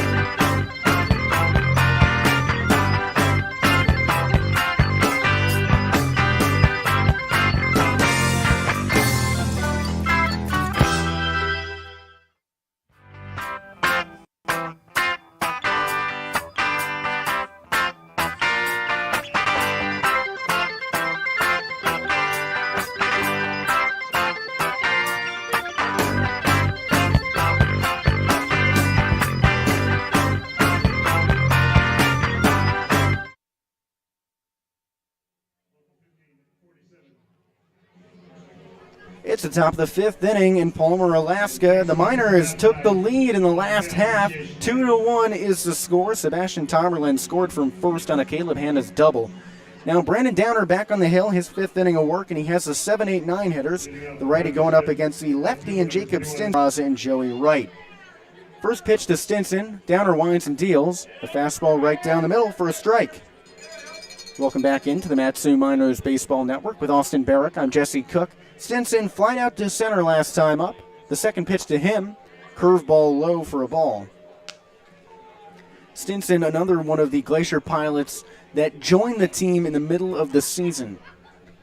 1-1, Downer winds and fires. Swung on, popped up center field. Tomerlin ranges a couple steps to his right, looks up and makes a one-handed grab in front of his letters. 1 up, 1 down. And Downer retires yet another batter in 3 pitches or fewer. In only one of his innings has he thrown 10 pitches or more than 10 pitches. He went 10 pitches in the first, 10 in the second, 9 in the third, and 15 in the last frame. Well, you called it in the pregame, Jesse, that Downer go to the 6th or 7th inning. Here's Nathan Barraza, first pitch to him. He swings and fouls, tips it off of Stephen Lancia's gear. 0-1 count for the third baseman. It's a righty-righty matchup.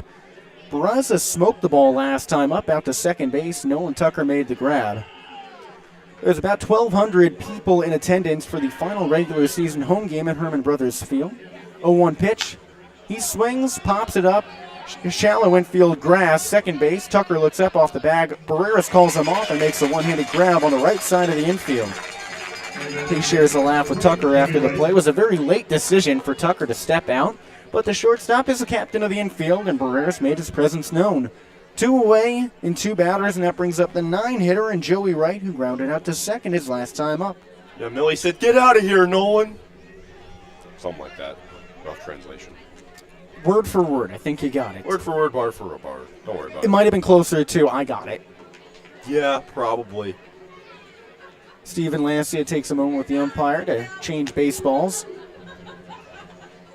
Joey Wright had a quick conference with his third base coach. Now he comes up to bat, hitting from the right side. 2-1 the Miners lead, top the 5th inning. First pitch from Downer. Called strike, inner half. The righty out of 0-1 pitch. He swings and chops it to second base. Tucker fields it on the hop, digs to the bag in time. 1-2-3 go the Glacier Pilots in the top of the 5th inning. Matsu set to grab the bats again, but we're going to keep it here for the answer to today's Pickaxe Pickle. So, Austin, as you might remember, Tom Sullivan is the only Major League Baseball player out of Nome, Alaska. He's one of 8 major leaguers to come out of the upper 49th state. Nome being a place that you can't reach by car. You have to fly there. Or sled dog. Right, there are no roads to Nome. And Sullivan made his Major League debut in 1925, appearing in just 3 innings of 1 game for the Cincinnati Reds.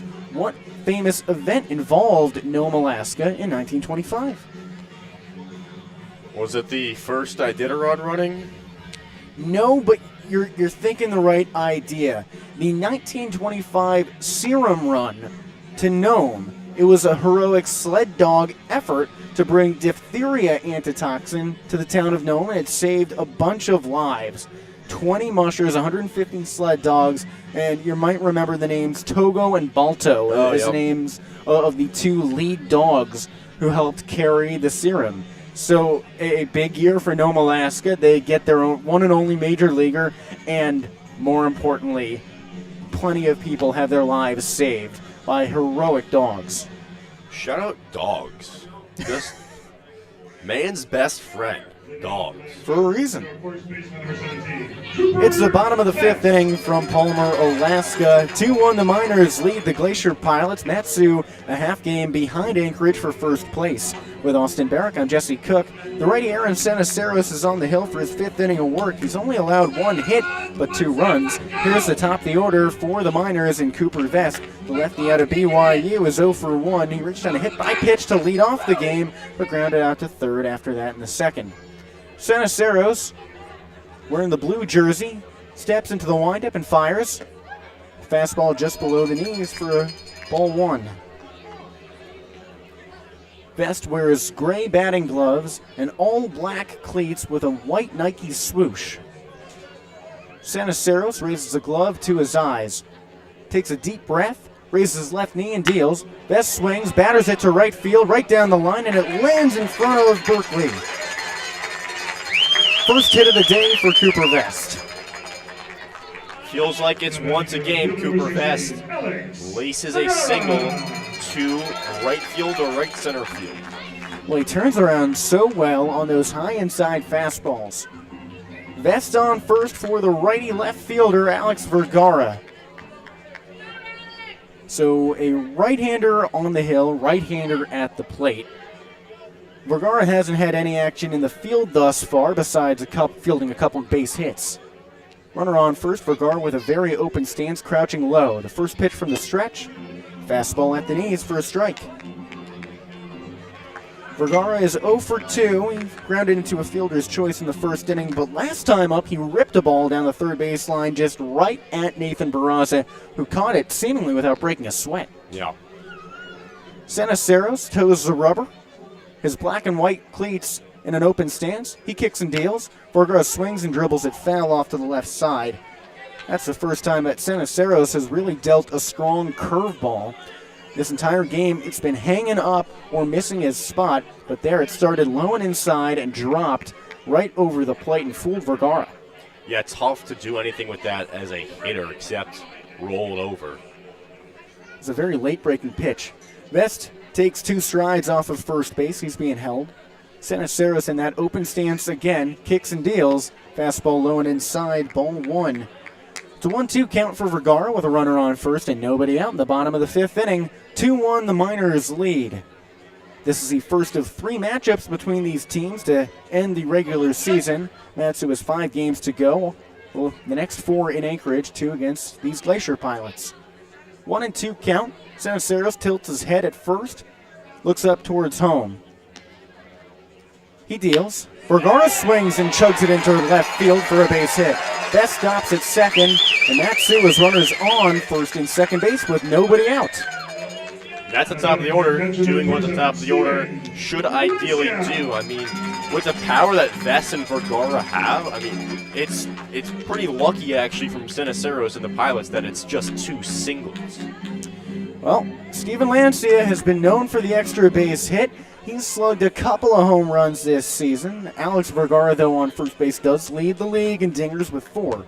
Another righty-righty matchup, the UT Rio Grande Valley product crowding the plate midway through the box. Cenaceros looks back at second, kicks and deals home. Curveball misses low and away. Lancia wears all black batting gloves with a gray streak across the knuckles and tan cleats. No sleeves. He wears his shoulders. Wears the jersey just at the shoulders. The 1-0 pitch. Check swing, fastball low and away, called a strike. I believe it's also true that people can wear their shoulders well. I mean, you think of people who just have broad shoulders, they just walk with confidence. Well, Lancia is one of the more confident players on the team. He knows Palmer well. He was all ABL last season, one of the few returners to the Alaska League, along with Alex Vergara on first base. The 1-1. Curveball dances low, 2-1 count. 2-1 the Miners lead, bottom of the 5th inning, nobody out, runners on first and second. Righty-righty matchup between Cenaceros and Lancia. There's some activity in that Pilots bullpen. We'll keep an eye on that. The 2-1 pitch. Lancia swings, cuts it to short. It eats up Joey Wright, skips over his glove. Best rounds third, he's chasing for the plate. There will be no throw. Matsu leads 3-1.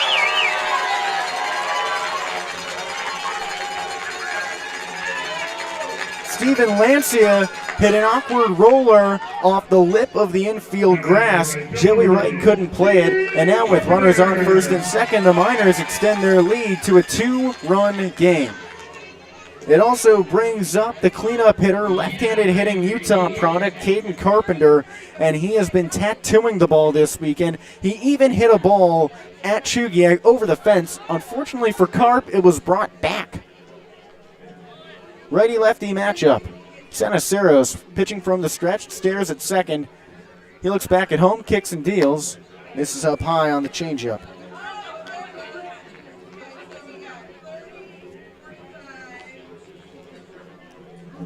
Three to 1 Matsu after that error at short. The middle infielder is crowding second base, corners back. Runners on first and second, nobody out. Cenaceros comes set, looks at second. Looks back at home, he pitches. Carpenter swings and tails it foul off to the backstop. Going back to that Joey Wright error that scored Vest, he took a weird angle, but to his defense, it's a tough infield to play ground balls. I took ground balls at second base myself today with Kane and Daly hitting them to me, and one of them took a huge hop. 1-1. Carpenter swings heavily and misses. Ended up on his front foot with his head looking down first base. 1-2 count for the big lefty. And you're right, it is a difficult infield. There is a slope right in front of where the grass meets the dirt. 1-2 count, runners on first and second for Matsu with nobody out. 3-1 they lead, bottom of the 5th. Righty-lefty matchup, Cenaceros from the stretch. Front door curveball low and inside, just missed. Oh, they say Carpenter checked his swing too far.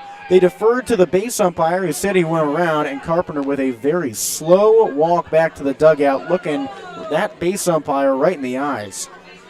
I think that was the right call. It looks like a guilty swing, if you will, out of Carp. The Pilots' dugout was screaming for it to be called a strike, and there was no third base ump, but the second base ump made the call. Very late defer. Maddox Haley digs in on the right side of the plate. His gray batting gloves have a black splotch on the inner part of the hands. He wears some beige cleats with a tan stripe. Runners on first and second, one away. The righty crowds the plate, first pitch. Fastball tails high and inside for a ball, just underneath Haley's bicep. Maddox has some neon tape around the neck of his bat, also wears a dark green wristband with a green undershirt to his all-white jersey. Troy Harding trotted out to the mound to talk to Seniceros, but the conversation lasts less than 10 seconds. 3-1 the Miners lead. Bottom of the fifth inning, runners on first and second with one away. Righty-righty matchup. Haley, last time up, grounded out to third. It was a slow play, but that's again because of his awkward injury to his right ankle. He really cannot run. He hurt it against the Bucks about 2 weeks ago, running through first base. Seniceros comes set, looks at second, kicks and deals. Haley swings, drives it deep down the left field line, tailing back towards the fence. That ball is up, and it is gone!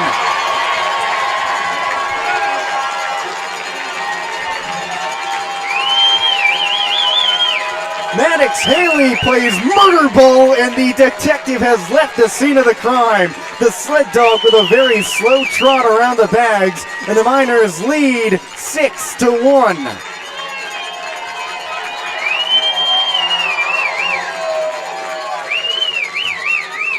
That's the first home run of the season for Maddox Haley. He's been struggling so much lately with injuries, but that has not slowed his bat. Boy, do you feel good for Maddox Haley. He was so due, and that was crushed to left field. Wow.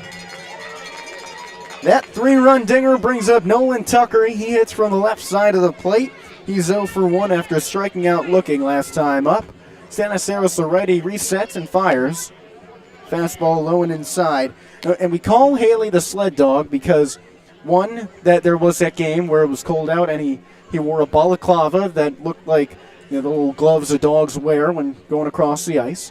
The 1-0 to Tucker. He swings and misses, fastball at the knees. It's a 1-1 count. But also because he really plays hard-nosed and doesn't stop, that him playing through the injury is evidence of that.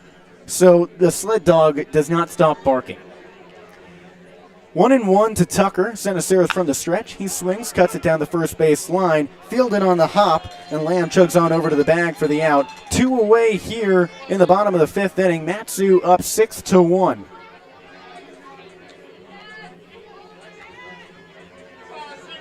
That ground out brings up Sebastian Tomerlin, and Maddox Haley has had an uptick lately in his hits.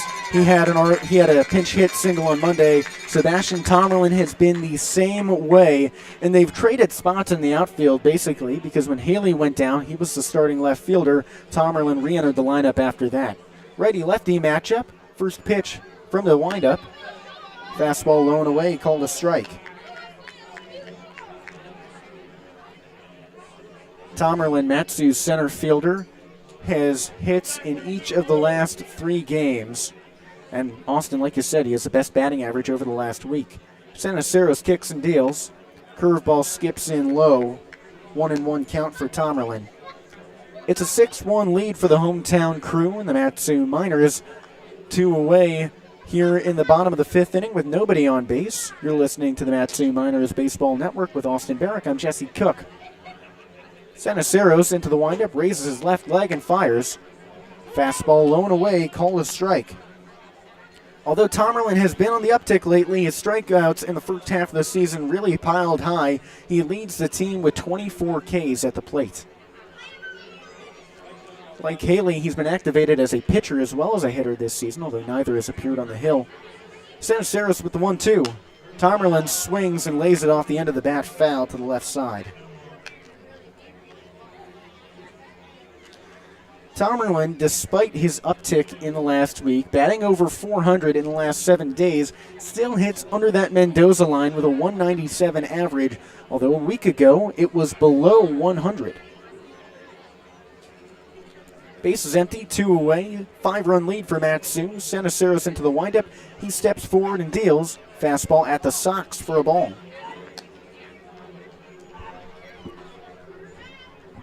Tomerlin jumped in the RBI department. He had just 3 at the beginning of the week. Now he's all the way up to 8. He had 3 in that doubleheader on Saturday thanks to his home run, 2 the other day on Monday.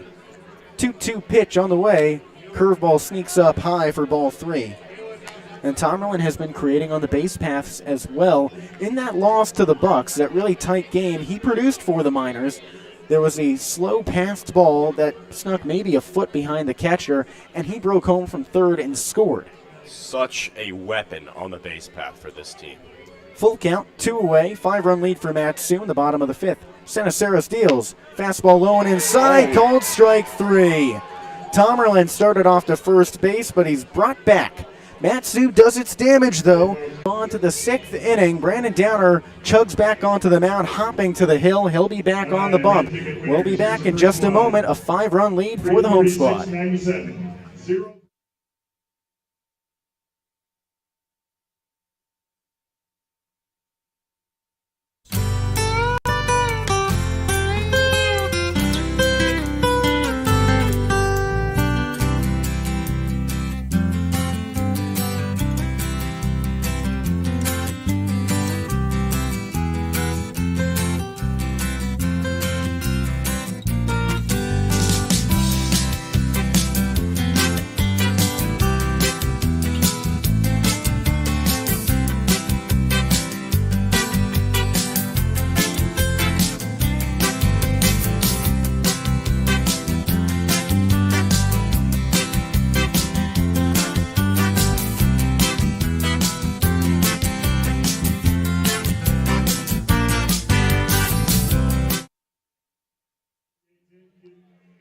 Get 1,700 and a chance to win electric scooter, 1 of 2 bikes.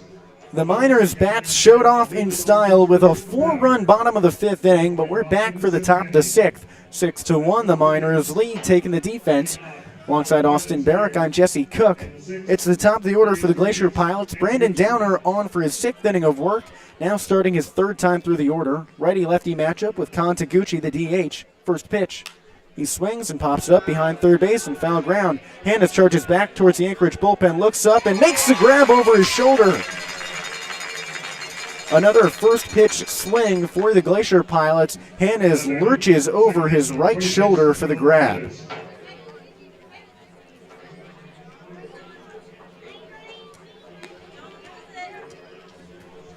That pop out from Taguchi is yet another first pitch out. That's happened 4 times in this game already. And there's some commotion on the Anchorage bench. Will Bermudez is assigned to be the next batter up. And he does come up to the plate. It looked like he was unaware that his lineup spot was coming up. Now he's standing on the left side of the plate in the batter's box, a closed-off stance at the back of the chalk.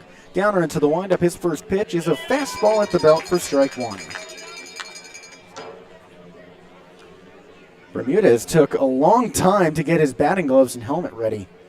The 0-1 pitch. He swings, rips it to short, rather second base. Tucker blocks it down, picks up and throws to first. He got him. 2 up, 2 down on 3 pitches here in the top of the 6th inning. Brandon Downer is cruising on the hill. His pitch total really low, below 50. That's his 3rd pitch of the inning. That's incredible. That's incredible.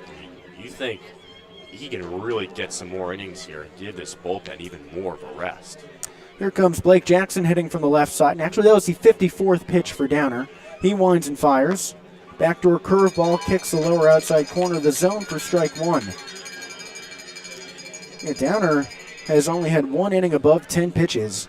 The 0-1 he deals. Swung on and Line to right field. Carpenter is there. He makes a one-handed grab. A 5-pitch frame for Downer, and 1-2-3 go the Glacier Pilots.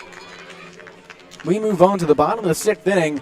6-1 Matsu. The defense and offense both operating like machines.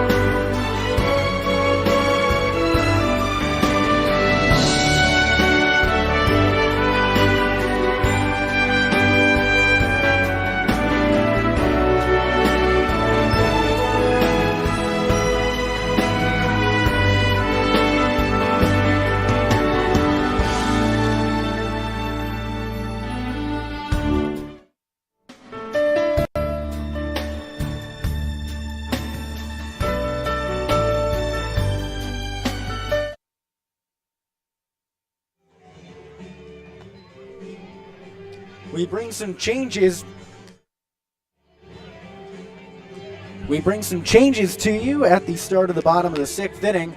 Matsu still leads 6-1. That's not in question, but the Glacier Pilots have a new arm on the bump in Nathan Barraza. He's not a new face in this game. He's been playing third all day, but he replaces Aaron Seniceros after 5 innings, 6 runs, only 2 of which were earned. Filling in at third base now is Andrew Nicoluk. And so Contaguchi, the designated hitter, is now out of the lineup as a result of that. Matsu's got its 8-9-1 hitters due up, and Caleb Hanna's, Emilio Barreras, and Cooper Vest.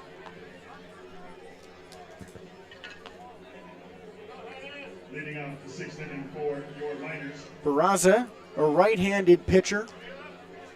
This is his 2nd time appearing against the Miners. And he's got righty Caleb Hannes to start things off.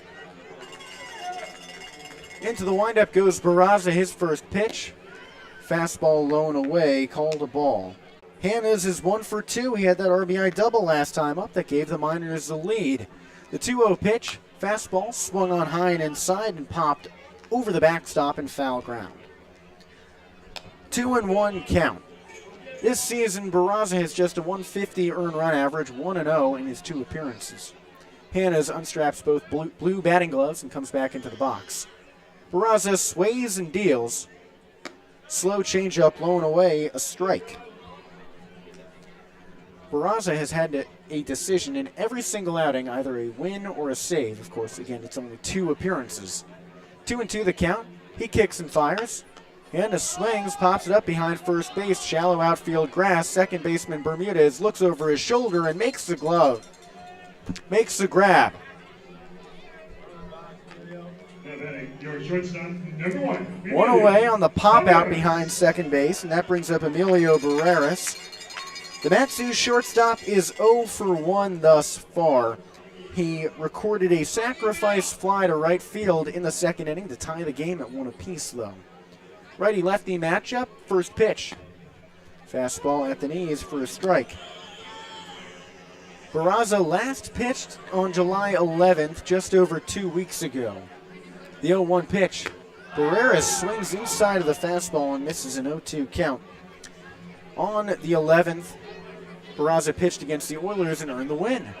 The 0-2 pitch swung on, pull cue to short, right fields it on the hop, digs on to first, and he got him.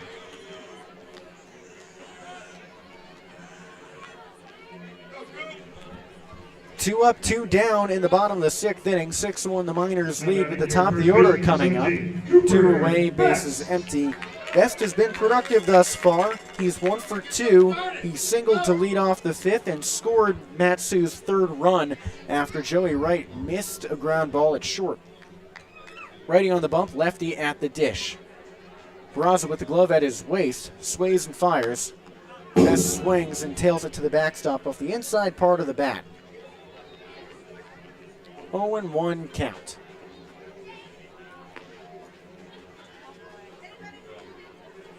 Barraza kicks and fires, so 1-0 misses low and away. It's a 1-1 count for the BYU product in vest. He wears a white sleeve on his left arm with just a white wristband on his right. 0-1 pitch. Called strike at the knees. Count moves to 1-2. Two away, bases empty, 6-1 the Miners lead. Barraza nods at catcher Troy Harding, steps off the rubber and fires.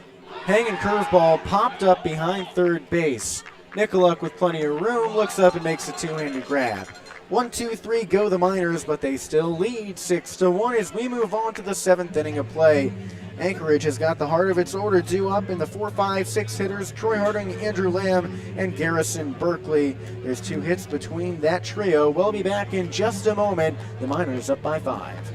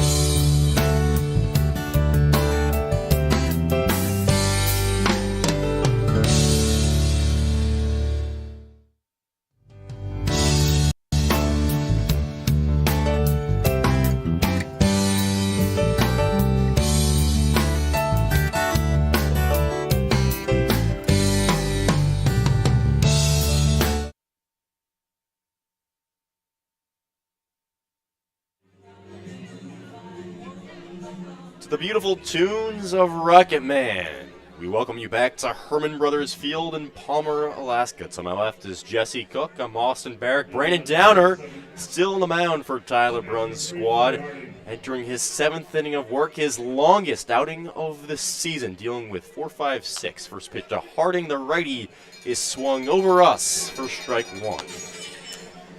And Downer has kept that pitch count really low. He's only dealt 57 throws thus far through 6 innings. Unbelievable efficiency out of Brandon. The 0-1 to the catcher Harding. He's popped up shallow infield. Here comes Vest, the first baseman. Calls off everybody. He makes the grab to the right of his right arm. Out number 1. I mean, honestly, if Anchorage keeps swinging early in these counts and it keeps popping out, grounding out, Downer might be able to go the full 9. Yeah, they're only doing him a favor and really favoring the bullpen for Matsu, which of course is stretched thin with Ethan Like having to become a starter. First pitch to the lefty Lamb, skips in the dirt, ball 1. Again, we've preached it before, but with Grant Richardson and Ace Whitehead starters being removed from the team due to their respective colleges shutting them down, the bullpen has been stretched thinner. The 0-1 is slapped up the middle. Base hits in a shallow center field, eaten up by the tall grass. Tomlin has to bare-hand it, and Lamb is on board for a 2nd consecutive single. And can you guess who the last Anchorage Glacier pilot to record a hit before him was? Andrew Lamb himself. Exactly. Downer got the other 8 batters in order. Lamb has been the only bright spot for Anchorage after that first inning. So 1-on-1 away, 6-1 lead for Matsu in the top of the 7th as the breaking ball to Berkeley misses low. Berkeley today is 1 for 2 with a double in the 2nd and a strikeout looking back in the 4th. One of just 2 strikeout victims for Downer today, but he's been so efficient he hasn't needed to strike people out. The 0-1 is up and over the Matsu bullpen. It's a 1-1 count. stand corrected. The first pitch missed. So it was 1-0. It's now 1-1. Downer has been so efficient, you don't expect him to throw it outside. There you go. Big lead at first for Lamb. Downer out of the stretch, checks the runner, fires home.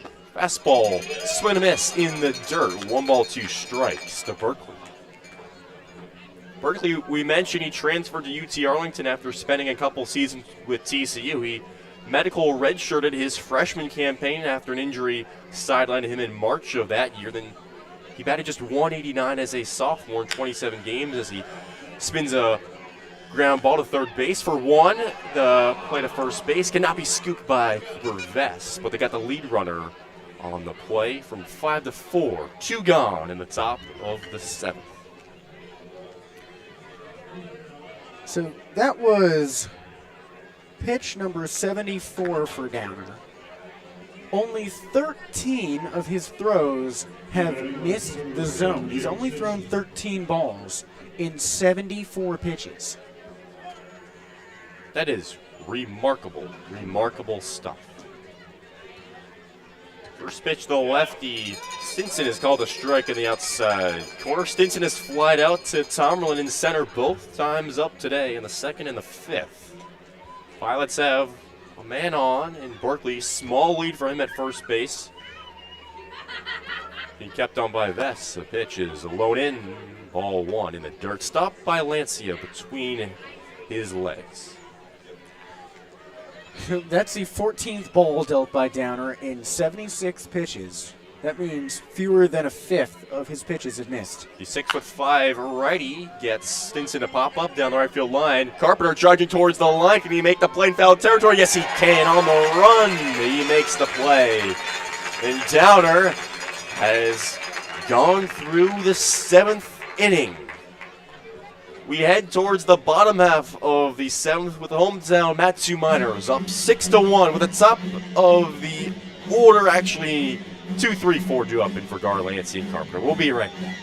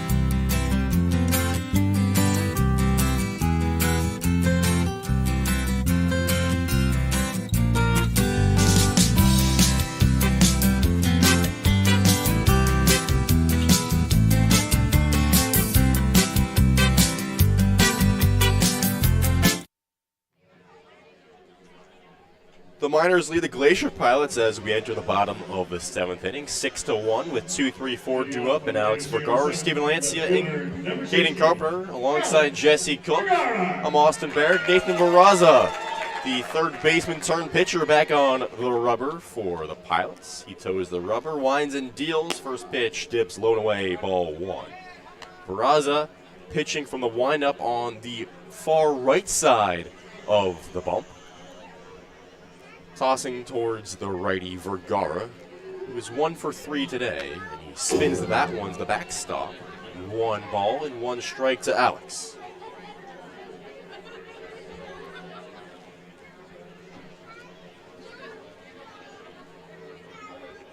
Vergara has had a couple of hard hit balls today, lined out in the 3rd, single last time up. The 1-1 inside. 2-1. I'd like to see how Vergara adjusts to something high and inside, because it's usually his wheelhouse, but he looked like he was jammed on the foul ball in this at-bat. 2-1 over the middle, swing and miss, and the catcher Harding is in a lot of pain. Not sure exactly what it was, if Vergara's swing might have hit him or if the ball he just miscaught it, whatever the case was, but Harding for the second time today is hurting. So what happened there is Vergara foul tipped the ball and it missed Harding's glove because it took an unexpected bounce and hit an unprotected area on him. And I'll leave it at that. It's above the shin guards. But having played catcher for 10 years, you have protection in that area. It still feels unprotected and it still hurts when you get knocked there. No follow-up questions for me, Jesse. The 2-2 Vergara is swung on to third base on the ground. Nikolic makes the play, throws low in time, though, by a stride. One gone in the bottom of the seventh. Good job by Andrew Nikolic. It's hard to be thrust into third base in the middle of a game when you don't have time to warm up. Next to pitching and catching, it's probably the hardest position to jump into in the middle of a game. Absolutely. So it's Nikolic, Wright, Barraza, and Lamb third to first base. As here comes the catcher, Steven Lancia, who did Lancia today in his first game back since Friday, 0 for 3, including a strikeout back in the first. The 1-0 is left up and in ball 2. Lancia swung on a inside pitch back in the third. He grounded out to third base because of it. The 2-0 pitch here is right down the middle for strike one. Lancia feels due for a homer. Hasn't homered in nearly a month. The pitch outside, ball 3. Well, he hasn't quite looked like himself today. He's taken 3 days off. Can leave him a little bit rusty. The 3-1 fastball tags the zone blown away. Lancia has to re-enter the box with a full count. Nobody on, one away, and pitch is swung on, roped into center field. Back is Jackson. It's in the gap behind him. Lancia charges for second base, and he's in there standing up. He looked back on track with that swing. He has himself a double. I will say, I retract my statement. He no longer looks rusty. He's back. Oh, he's back. Lancia. Oh, it's unbelievable.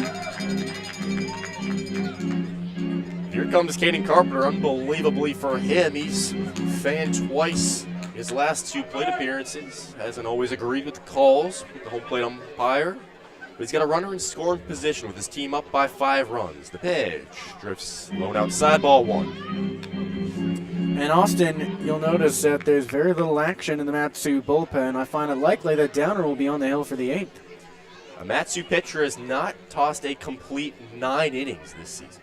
The 1-0 to Carpenter, swung on and missed, blown away. We did see Ethan Lyke pitch a complete 7-inning game on Saturday in Chugiak. Of course, that was 7 innings because it was a doubleheader. We saw Drew Christo pitch 7 innings in a doubleheader game last Monday here against the Oilers. The one way outside, 2-1. But we haven't seen a Miners pitcher go a complete 9. Downer, ostensibly, should he return in the 8th, will deal with 8-9-1. The 2-1 is swung on, drilled to deep center field. Jackson won't get there. It's to the wall. Lancia rounds third base, going for home. The throw won't go home. It goes to third. Carpenter is in with a slide at third base. An RBI triple for the big right fielder. It's 7-1 Matsu.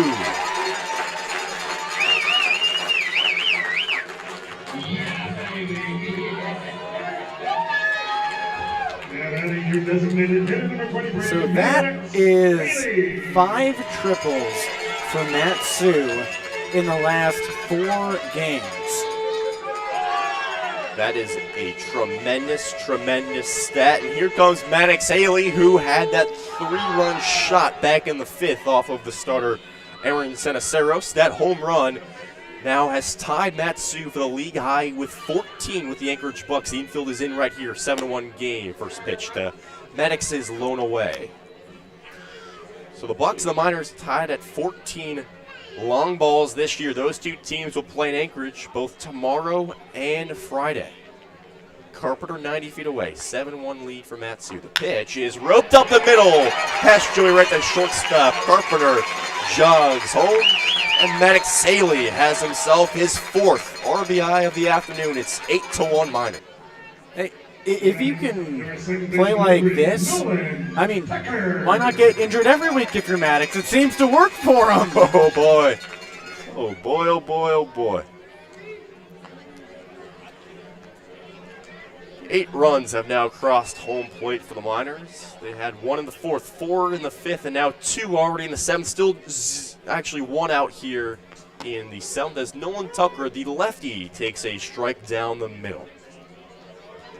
Tucker is 1 for 2 today with a walk and a strikeout. He scored Matsu's first run back in the 2nd inning.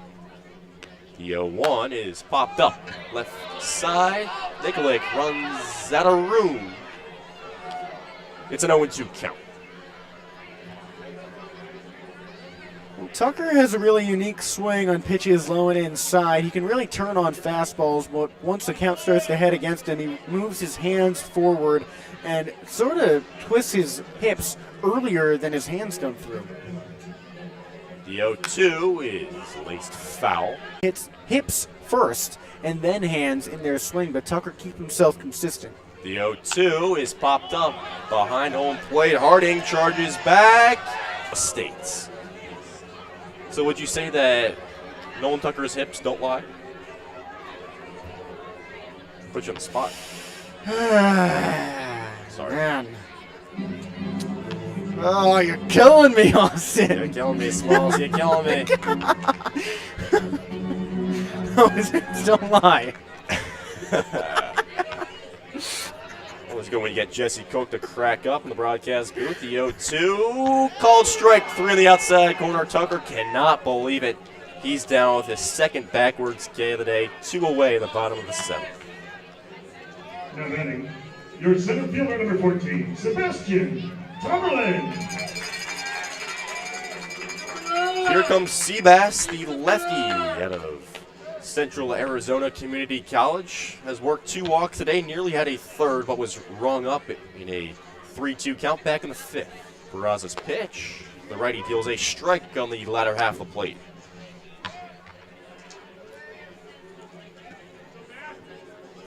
Tomberlin entered the day at 6 for his last 11. His last 3 games, the 0-1 fastball tallied to the backstop, 0-2. Not a comfortable looking swing for Tomberlin. He misstepped with his front foot. It looked like he got fooled on the pitch and pulled his head out of his swing, something that we used to see him do in the first half of the season before he hit his stride. Does he correct it here? The 0-2 pitch runs outside. 1 ball, 2 strikes to Sebastian. Tomlin was just 1 for 19 from June 21st to July 17th, but he's really fixed his stroke as of late. Improved the confidence. The 1-2 high fastball swung on, popped up infield play. The catcher, Barraza, calls everybody off, and he makes the grab in the batter's circle for out number 3. Well, Matsu adds on 2 more runs in the bottom of the 7th with Caden Carpenter's RBI triple and Maddox Haley's RBI single. After 7 full innings, it's 8-1 Matsu with Brandon Downer back on the hill when we return in the 8th. Don't go anywhere. We'll be back in a few. Night number 1, ticket number 3.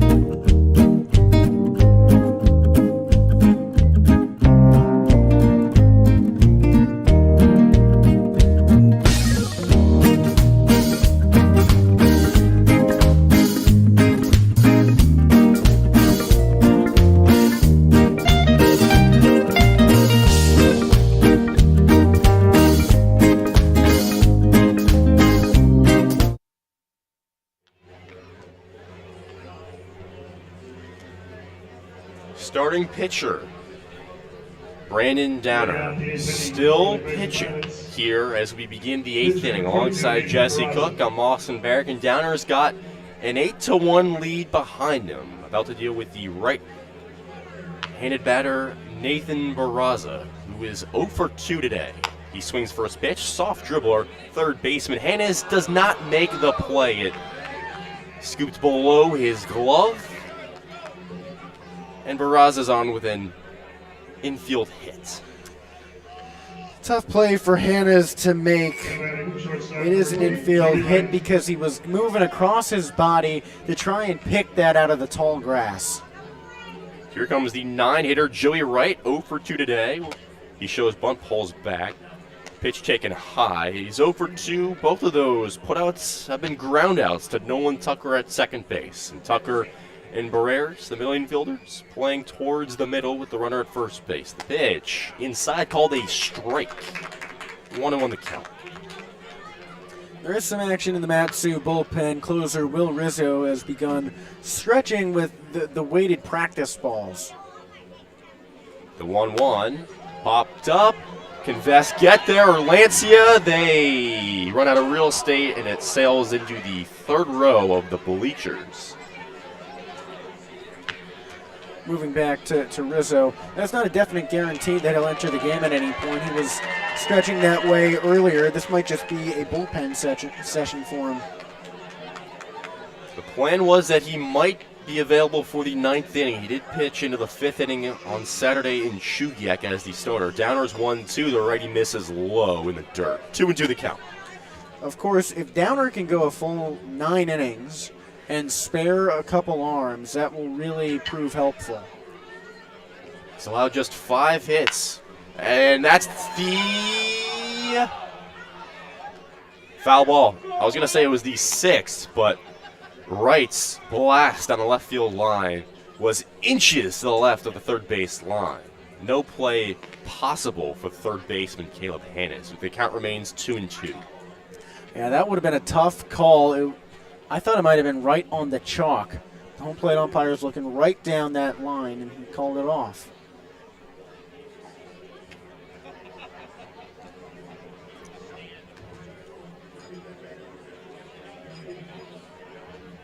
Downer peers in. 2-2. Called strike 3 on the inside corner. Joey Wright is fanned. 1 away in the top of the 8th. That officially makes this the longest start for any Matsu pitcher this season by means of innings pitched. As now it's 7 1/3, besting Like and Christo's previous mark of 7. That's right. Here's Andrew Nikolic, who is pinch hitting for Kon Taguchi. Nikolic takes strike 1 on the latter half of the plate. Nikolic bats at a .268 clip. Comes out of LMU at 5'11", 185. The 0-1 dips low and away. Nikolic has played the minors plenty of times. He's just 2 for 16, however. That's a 125 batting average against the green and gold. Downers 1-1, misses up and away. You can see the chalk fly out of the mitt of catcher Steven Lancia after he made that catch. 1 on, 1 out in the top of the 8th. Miners on top, 8-1. Downers 2 and offering, scoots low, 3-1. And it's the regular season finale here at Hermon Brothers Field. These two teams will meet again on Saturday and Monday as they jockey for positioning. The 3-1 right down the middle for a strike. Both these teams have clinched the playoffs, but right now it's deciding on home field advantage, 1 seed, 2 seed, 3 seed. The Oilers figured to be the probable 4 seed with the Chinooks, the probable odd man out. A full count pitch, tails low and away on the breaking ball, and Andrew Nikolic earns himself a walk.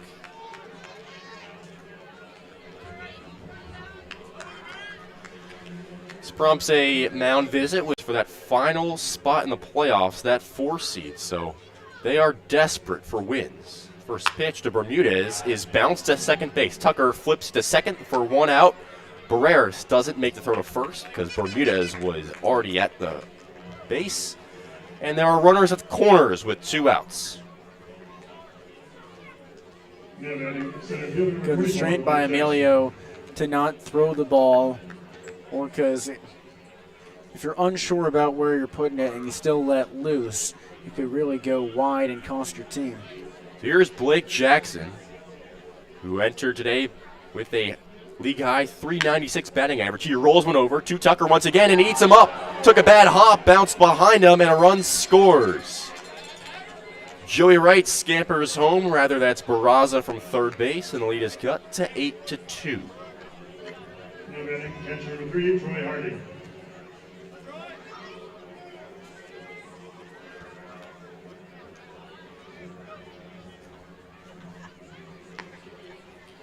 So runners at first and second, still 2 outs, 8-2 game in the top of the 8th. And the righty Troy Harding takes a strike on the inner half. Harding today is 0 for 3. 2 pop-ups and a flyout. Outfield playing straight up for the catcher. The 0-1, swung on, hit, softly into shallow right field. It is caught by Cooper Vest, and he takes a dive into the grass. The first baseman reached over his right shoulder and made the grab over his head for out number 3. That would have plated at least one more run, but Vest takes away that base hit. We're heading to the bottom of the 8th inning with Matsu on top, 8-2. We'll be right back.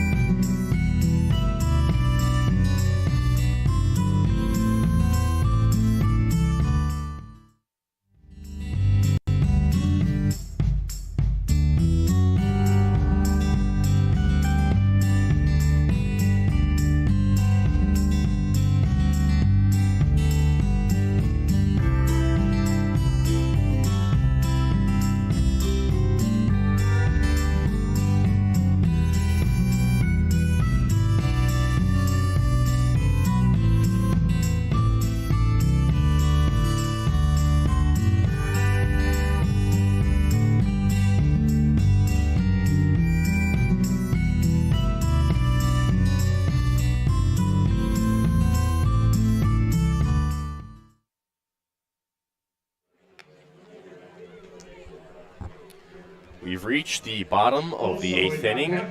That prompts a pitching change for the Anchorage Glacier Pilots as the road team trails 8-1 to the hometown Matsu Miners alongside Jesse Cook. I'm Austin Barach. And the new pitcher is right-hand reliever Joe Iglesias, about to make his 9th appearance of the season out of Santa Ana Community College, home of the Dons. He's a rising sophomore at 5'10", 170. He's set to face 8-9-1 in Caleban's Emilio Barreras and Cooper Vest. First pitch of the game for him is a fastball misses low and away.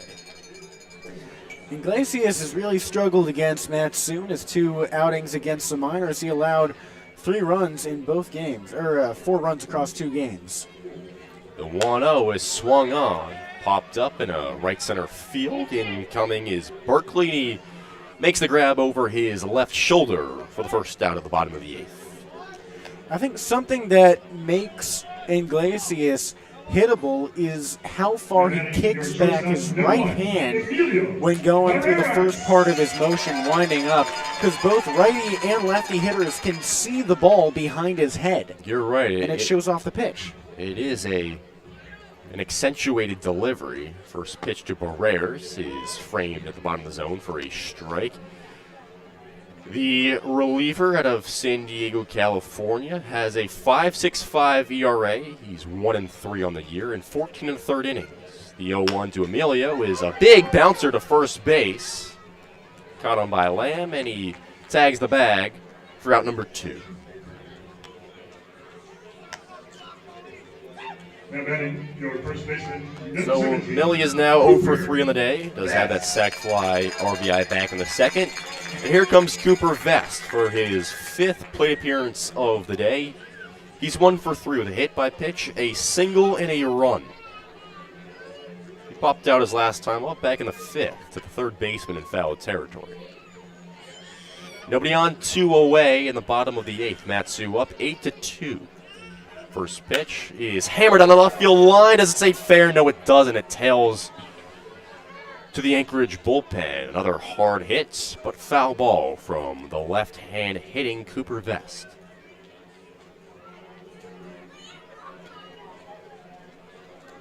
Vest has 13 extra base hits on the season. He's now over 135 at-bats in the summer. He leads the ABL in that department. The 0-1 is called a strike at the knees. 0-2.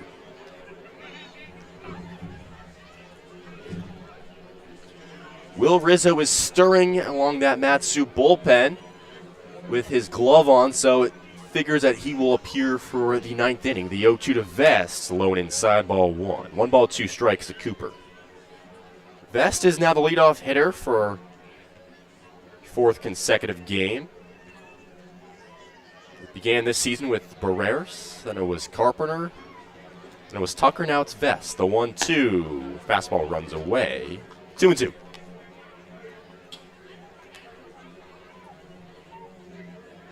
With Vest, Vergara, and Lancia, 1-2-3, starting pitchers cannot make mistakes to Tyler Brunn's lineup, or else they could be long balls. The 2-2, outside again. It's a full count. Landon Guggenmoss was activated to the Miners roster today after his Legion season ended over the weekend, so he's now with the team for the rest of the season. The 3-2 is slapped foul. Good job of protecting the plate over the outer edge for Vest. Guggenmoss not, of course, expected to play today, obviously, as Downer has gone 8 innings and the closer, Will Rizzo, is set to come on for the 9th. And Glacier's payoff pitch is swung on, ground ball up the middle, fielded on the backhand by Bermudez, a throw to first base, got him by half a stride. Impressive play by the second baseman to get Vest for out number 3, and Glacier retires the side in order. But here we go for the 9th inning.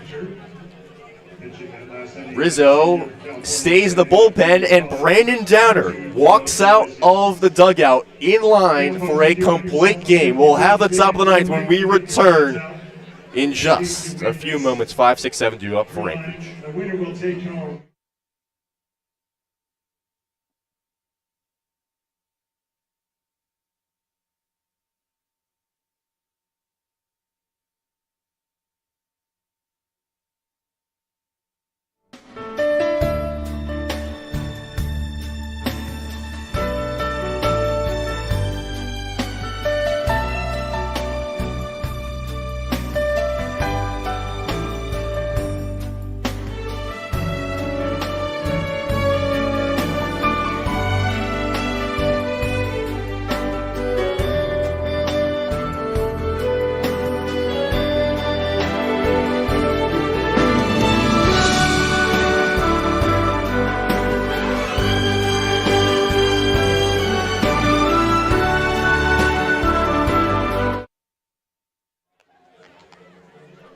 We've reached the top of the 9th inning here at Hermon Brothers Field alongside Jesse Cook. I'm Austin Barach. Matsu on top by a score of 8-2, and Brandon Downer, the starter for Matsu, is back on the bump, in line for potentially having the first complete game for the Miners this season in the 35th regular season game of the year. First pitch to lefty Lamb is called a strike right down the middle. This season at Cal Baptist, Downer was a reliever, had just 2 starts in his 23 appearances. The 0-1 to Lamb is looked at but called a ball below the knees. Downer pitched 41 2/3 innings this college season, went 2-8 with 40 strikeouts and 26 walks, and Lamb wants a new bat. But I mean, Downer, he wasn't, let's say, remarkably great this past season at Cal Baptist, but he has been pretty much fantastic for Matt Sue here this summer. In his 4th official start, of course, his first outing was an exhibition affair back on Sunday, June 25th against the Monarchs. He's gone at least 3 innings in every outing. Here he is in the top of the ninth. The 1-1 pitch is slapped foul. 1-2 the count. That's only pitch 87 for Downer on the outing. By comparison, Aaron Sanaceros, who started for the Glacier Pilots, threw 107 pitches in 5 frames.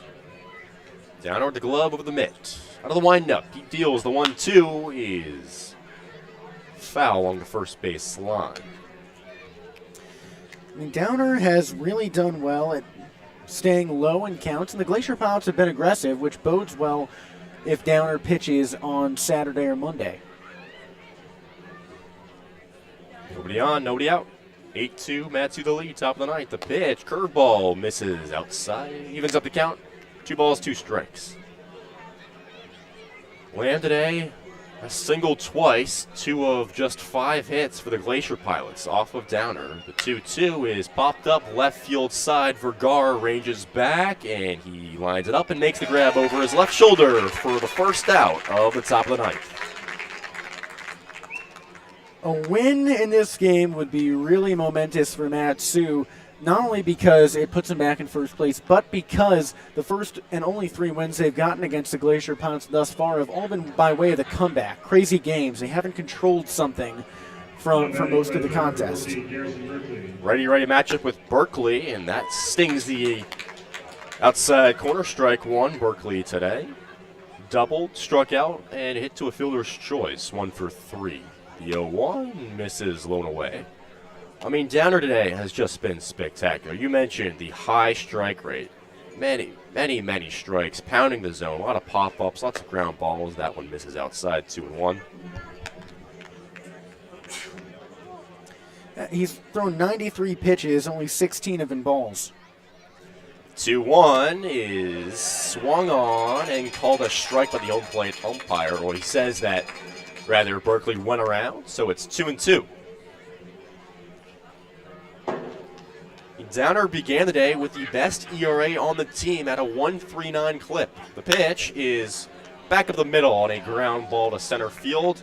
Berkeley has himself a single. $2 hot dogs, $2 burgers, get them on your lap at the concession stand. Again, $2 dogs, $2 burgers. The 5th hit for the Glacier Pilots. And shows maybe a flaw in their aggressive philosophy, that if that's the production you get for swinging aggressively, maybe you should retool your process. That's right. Downer had to deal with this Glacier Pilots team swinging at every first pitch through the first time around, as fastball is called a strike to the left-hand hitting Jacob Stinson on the outside corner. Stinson has flied out to the outfield all 3 times so far today. The 0-1 is a bad swing and miss. 0-2 on a changeup that died away, and Stinson had no idea what he was doing with the bat. 1 on, 1 out, top of the ninth. Matsu on top, 8-2. Downer still going. The 0-2 pitch. Check the swing. Called a strike to the outside corner. Downer has his 4th punch out of the game, and the Glacier Pilots are down to their final out. Isn't that the most astounding thing about this game? That Downer only has 4 strikeouts and he's been this clean? Remarkable. So here comes a pinch hitter in Elijah Rodriguez with 2 outs in the top of the ninth. Rodriguez is one of the best players in the ABL this season. He replaces Nathan Barraza, who went 1 for 3. Rodriguez this season usually plays in the outfield, is batting .297 with 28 runs and 24 RBIs. First pitch fastball misses outside.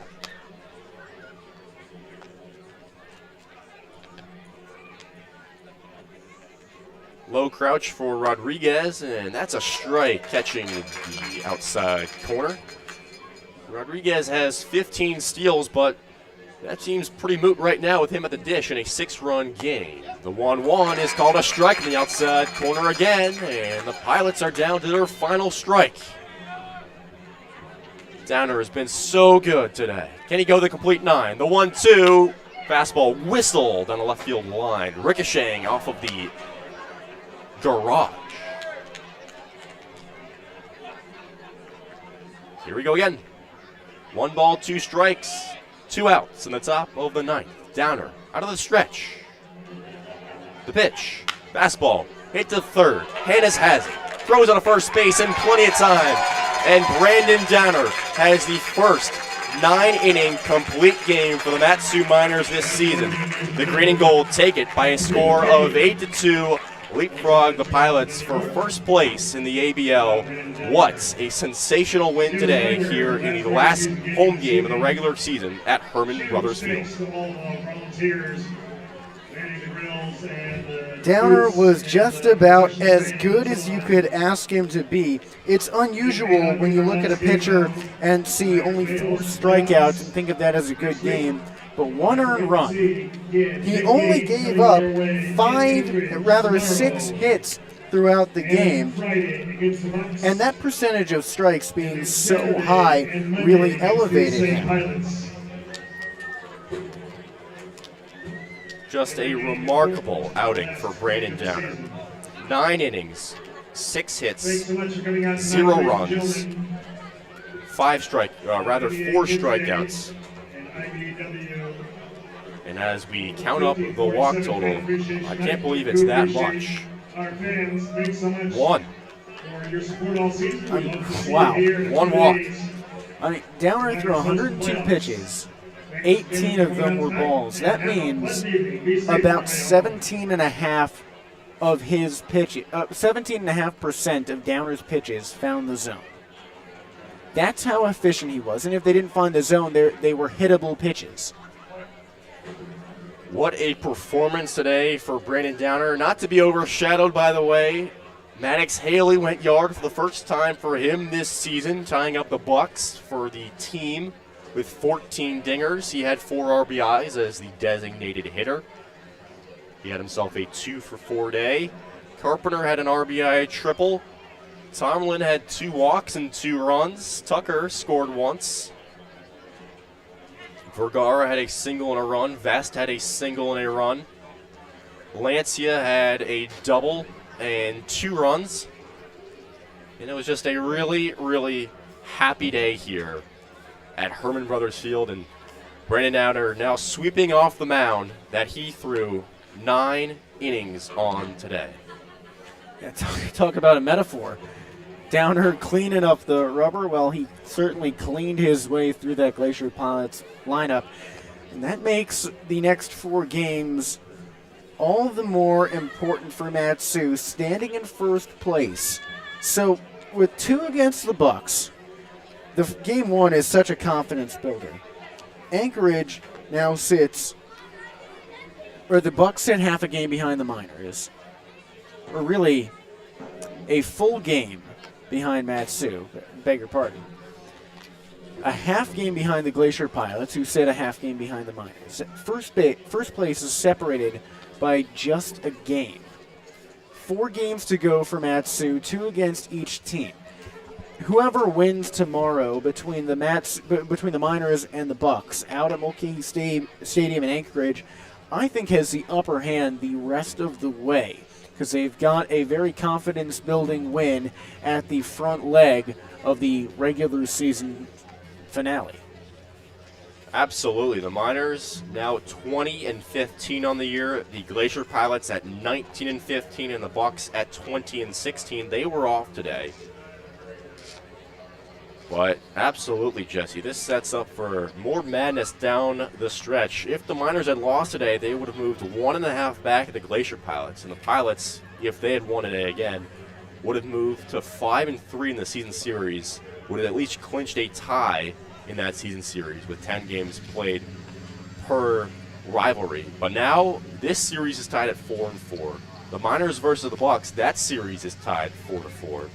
So a lot to shake out over the next 4 or 5 days or so. But right here, right now, what a way to send off this home crowd, this 1,200 plus here at Hermon Brothers Field in the heart of the Mat-Su Valley. So that does it for us today.